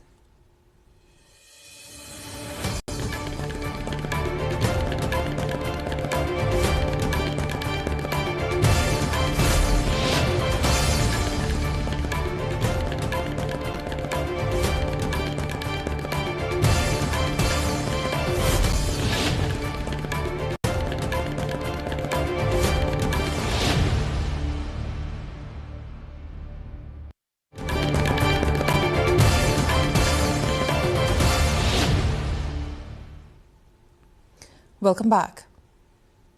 As winter sets in, Nepal wakes to a biting chill as temperatures continue to drop across the country.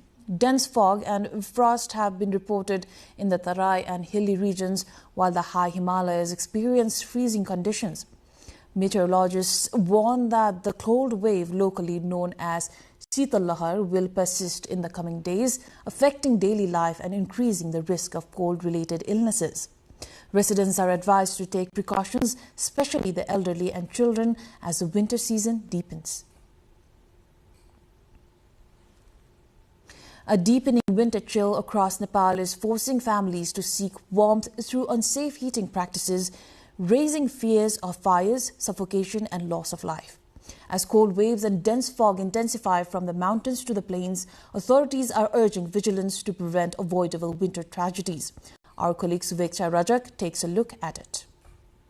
As winter chill grips the country from late October till late March, daily lives seemingly become affected, but in some parts everything comes to a standstill. Mainly in the lowlands down the south, up to month-long spell of thick fog with mist makes life threatening, especially to the vulnerable. To stay warm, people rely heavily on firewood, charcoal, traditional bonfires and indoor heaters. In the Tarai region, many homes with thatched roofs keep indoor fire night-long to stay warm. While these methods provide temporary relief, they also bring serious risk. Every winter, Nepal records rising cases of suffocation, accidental fires, and preventable deaths caused by unsafe heating practices. According to National Disaster Risk Reduction and Management Authority, 48 people have lost their lives in the past 10 years due to suffocation caused by lack of proper ventilation. The highest number of fatalities has been reported in Madhya province, particularly in Rautarhat, Sira and Subsidiary districts. Enclosed rooms filled with smoke, charcoal or improvised heaters can lead to carbon monoxide poisoning, a silent killer with no smell or color. Similarly, open flames near thatched roof, straw or stored firewood can quickly escalate into house fires. Safety measures for all household. Ensure proper ventilation. Keep at least one window slightly open. Keep flammable materials far from open flames. Avoid sleeping in rooms where charcoal or firewood is burning. Extinguish all fires completely before going to bed. Use certified electric heaters. Avoid overloading electrical sockets. For homes with thatched roofs, maintain a safe distance between the roof and any heating source. Keep children and elderly family members away from open flames. Check on vulnerable neighbors, especially the elderly, people with disabilities, and children. As Nepal braces for continued cold waves, staying warm is essential, but staying safe is equally important. Stay warm, stay alert, and keep your community safe. The onset of Nepal's dry season has triggered a sharp rise in fire-related disasters, with Koshi, Madhes and Lumbini provinces recording the highest number of incidents and 17 deaths reported nationwide so far since its onset in mid-October this year. Our colleague Bijeta Bhandari brings more. Every winter and dry season invite an increase in forest fires as well as other kinds of accidental fire-related incidents in Nepal. The data paints a grim picture. The temperature begins to cool down and the dry season takes hold in Nepal from around October. According to data from National Disaster Risk Reduction and Management Authority, since the start of the dry season this year alone, 17 fire-related deaths have occurred. The estimated damage of around $2 million has been reported in the period.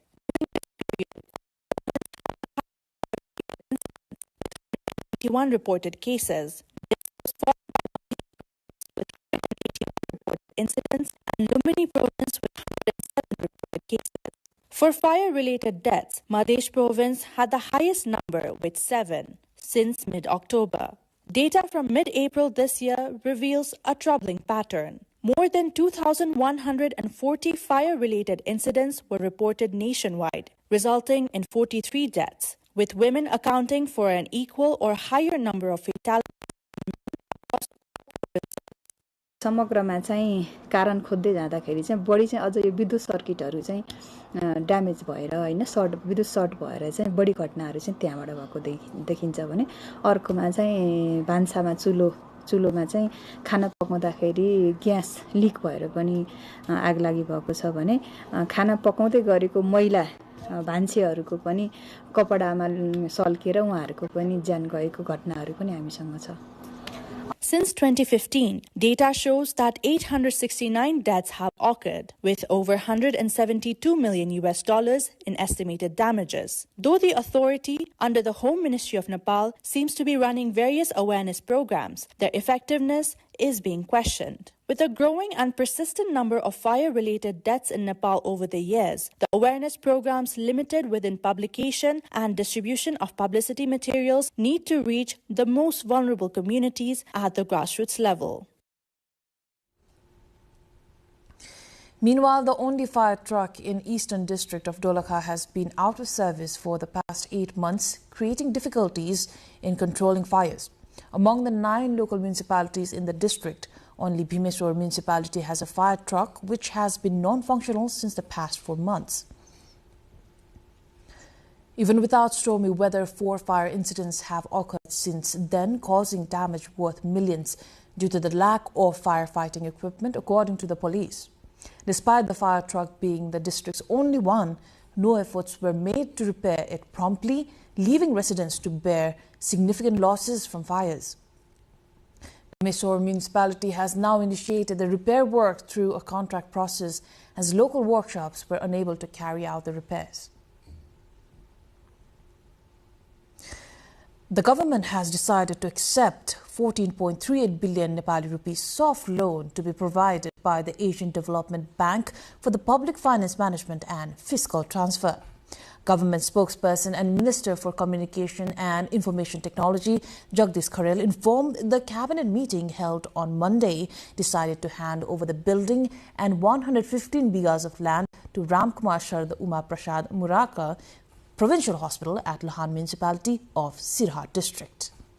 प्रचलित कानुनमा व्यवस्था भएकोमा बाहेक सेवा प्रवाहको प्रक्रियामा कागजातको आधिकारिकताका लागि आय टिकटका रूपमा हुलाक ticket टाँच्ने अभ्यास प्रचलन वा व्यवस्थालाई हटाउने निर्णय भएको छ। Strengthening public financial management and developed service delivery कार्यक्रमको लागि एसियाली विकास बैंकबाट प्राप्त हुने 100 मिलियन अमेरिकी डलर करिब 14 अर्ब 38 करोड रुपैयाँ बराबर सहुलियतपूर्ण ऋण स्वीकार गर्ने निर्णय भएको छ। At least 3 people have been killed and 18 others injured in a tractor accident at Aderi of Bakaya Rural Municipality 7 in Mokwanpur district. According to the Mokwanpur District Police Office, 3 of the 22 injured died during treatment. Those who lost their lives have been identified as local residents Keshav Maji, Yubraj Maji and Santalal Maji. The remaining 18 injured are receiving treatment at CMC Chure Hill Hospital in Hetauda. Police said all the victims were workers involved in the fast-track construction project. Further investigation into the cause of the accident is underway. Now, Nepal has officially launched its quadrennial tiger census today. The nationwide wildlife survey was inaugurated at a formal ceremony in Saurah Chitwan in southern Nepal. Conducted every 4 years, the tiger census is carried out with support of the Nepali Army, along with buffer zone and community forest user committees. For the 2026 tiger count, 25 technical experts have been deployed and more than 1,100 camera traps have been installed across key habitats to estimate the tiger population through photographic analysis. At present, 18 problematic tigers are being kept in captivity across the country. According to global figures from 2025, there are 5,357 tigers worldwide, with the majority found in India, followed by Russia, Indonesia, Nepal and other Asian nations. Now, the operation of a solar and wind power project has brought significant benefits to residents of Dasami Bazar in Pasar district. For the past 7 years, electricity generated from solar energy and wind power has been supplying 110 households and a local tea industry. The solar wind mini-grid project was tested in 2018. Currently, 2 units are in operation, generating 20 kilowatts from wind turbines and 50 kilowatts from solar panels, producing a total of 70 kilowatts of electricity. Built at a cost of 4.94 million Nepali rupees, the project was developed with joint investment from the Asian Development Bank, Miklajung Rural Municipality and local residents. International news coming up next. Before that, a quick recap of the headlines. UML General Convention delays voting until tomorrow morning. 20 posts unopposed, 320 leaders to be selected. Nepal faces rising fire hazards amid dry season. Unsafe heating practices and cold waves trigger 17 deaths in a month. Nepal begins quadrennial tiger census. 1,100 advanced cameras employed. Nepal homes 355 tigers in total. US dollar reaches all-time high against Nepali currency. Nepal faces rising inflation on imports. Zelensky tells Dutch parliament that Russia must learn to live by the rule of law. Reaches The Hague to discuss reparations. And French court orders PSG to pay former striker Kylian Mbappe 60 million euros in unpaid salary and bonuses.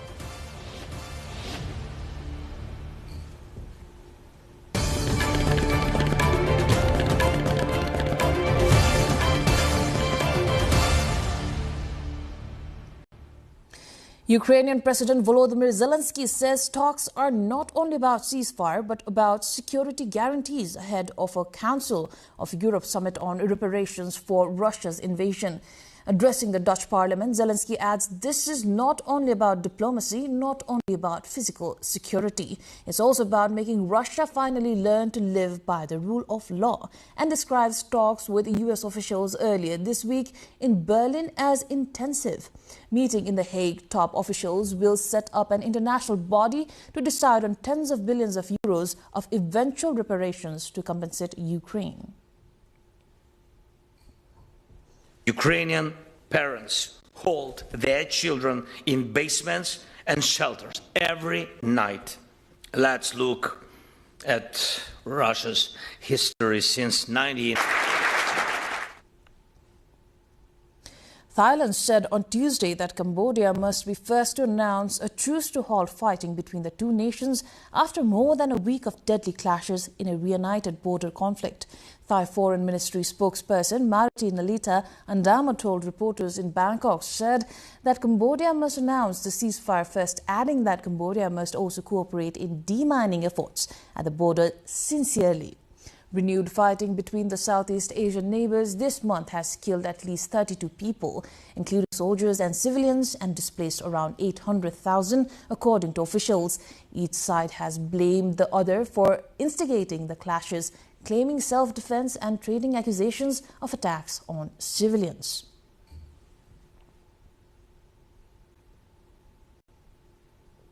The Appeals Chamber of the International Criminal Court, ICC, has rejected one of Israel's legal challenges seeking to block an investigation into its actions in the genocidal war against the Palestinian people in Gaza, dealing a blow to Israel's efforts to derail the case.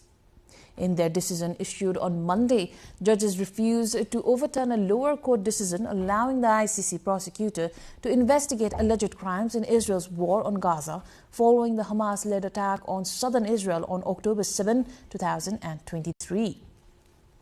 The decision clears the way for the continuation of the court's Palestine investigation, which led to the issuance of arrest warrants in November last year for Israel's Prime Minister Benjamin Netanyahu and former Defense Minister Yoav Gallant over alleged war crimes and crimes against humanity.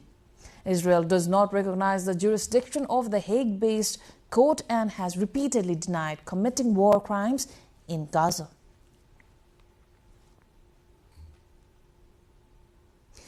Now, several cabinet ministers arrived at the Prime Minister's office in Paris on Monday for an urgent agriculture meeting called by Prime Minister Sébastien Lecornu amid mounting tensions with French farmers.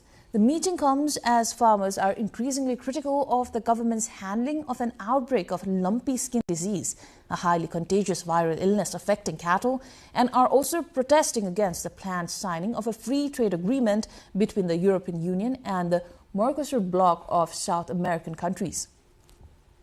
The government has said the lumpy skin disease outbreak is under control, but its strategy, which includes culling entire herds where infections are found, has sparked sharp backlash from farmers, particularly smaller unions, who consider the policy disproportionate, economically damaging and emotionally distressing.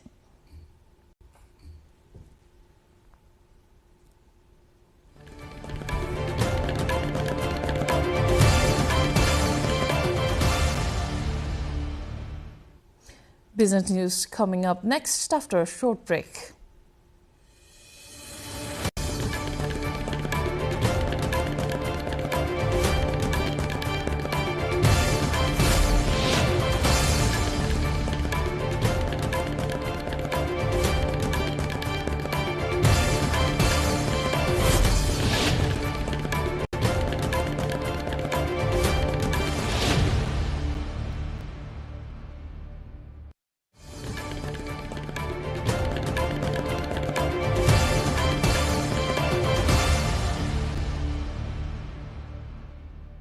Global smartphone shipments are expected to fall by 2.1% in 2026 as rising chip costs dampen demand, according to Counterpoint Research.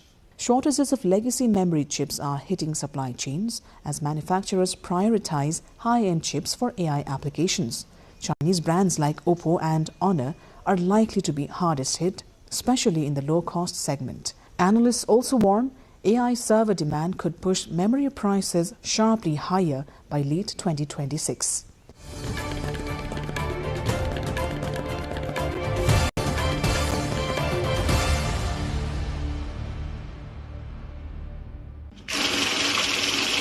Argentina's central bank has announced a new monetary framework that links the peso's trading band to inflation, aiming to stabilize the economy and build reserves. The changes will take effect from January 1st and are part of efforts to phase out temporary currency controls. While the current system has helped curb inflation, analysts say it has also left the peso overvalued, putting pressure on economic growth.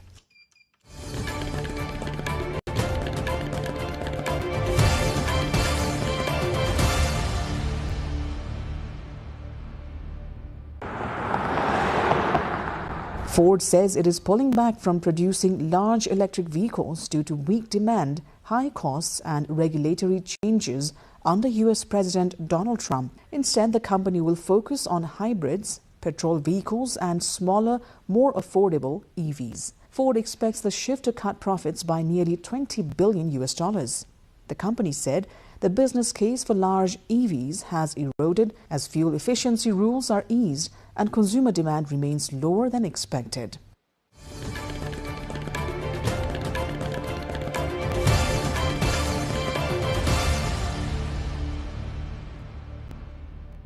Nepal's government has spent only 8% of its capital budget in the first 5 months of fiscal year 2025-26. Out of a total budget of nearly 2 trillion rupees, just 564 billion rupees has been spent so far.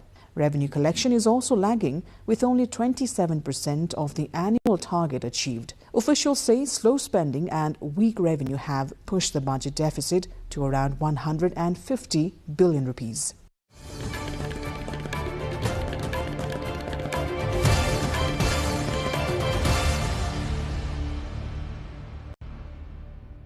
The US dollar has reached a record high against the Nepali rupee, according to Nepal Rashtra Bank. On December 16, the buying rate for $1 was set at 144.88 rupees. Other major currencies also strengthened, with the euro, pound sterling and Swiss franc trading at elevated levels. The rise reflects global dollar strength and continued pressure on Nepal's foreign exchange market.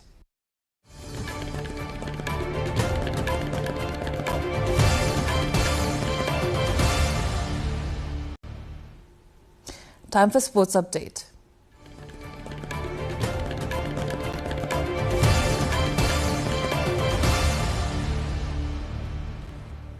Gajendra Rai won the men's title and Nirmala Rai claimed the women's title at the Red Panda Marathon held in Ilam district of eastern Nepal today.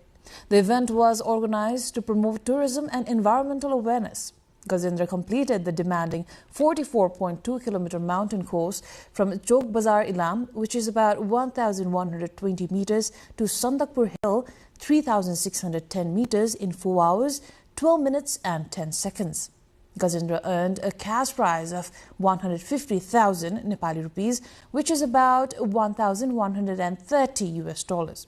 Nirmala won the women's race by finishing in 5 hours, 20 minutes and 36 seconds, also receiving 150,000 as cash reward. A total of 73 runners, including athletes from Nepal's security forces and India, took part in the race as well. The ATP will introduce a new extreme heat rule from the 2026 season, allowing players to take a 10-minute cooling break during best-of-3 singles matches when conditions become dangerous. The rule is based on the wet bulb globe temperature, WBGT, which measures heat stress using factors such as temperature, humidity, wind speed, sun exposure and cloud cover. If WBGT reaches 30.1 degrees Celsius or higher during the first 2 sets, either player may request a cooling break. Players will be allowed to hydrate, change clothes, shower and receive coaching under ATP medical supervision. Play will be suspended entirely if WBGT exceeds 32.2 degrees Celsius.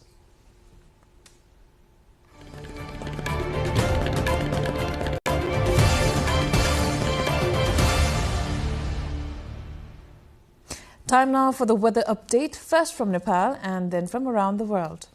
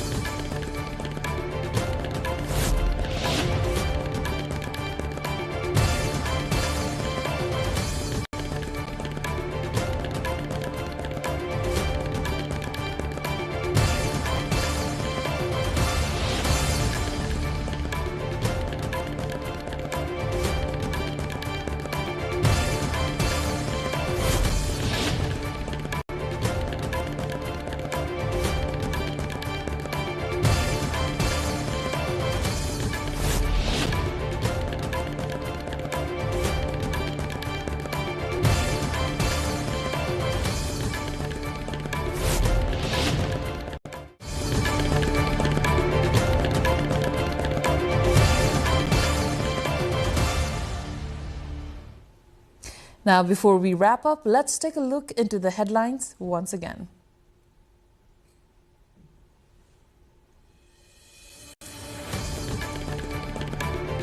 UML General Convention delays voting until tomorrow morning. 20 posts unopposed, 320 leaders to be selected.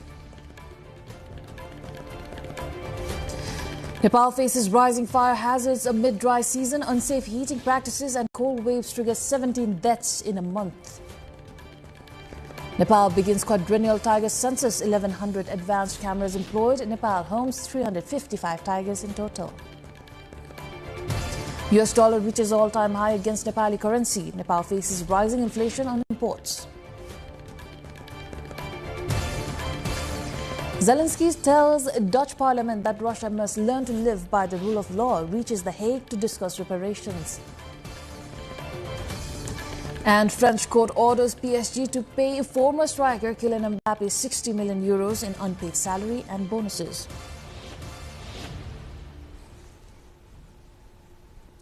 That is all for the moment. Do join us through our social media and visit us at nepaltelevision.com for more information and news. This is April Agising Lama. Thank you for watching. Good night.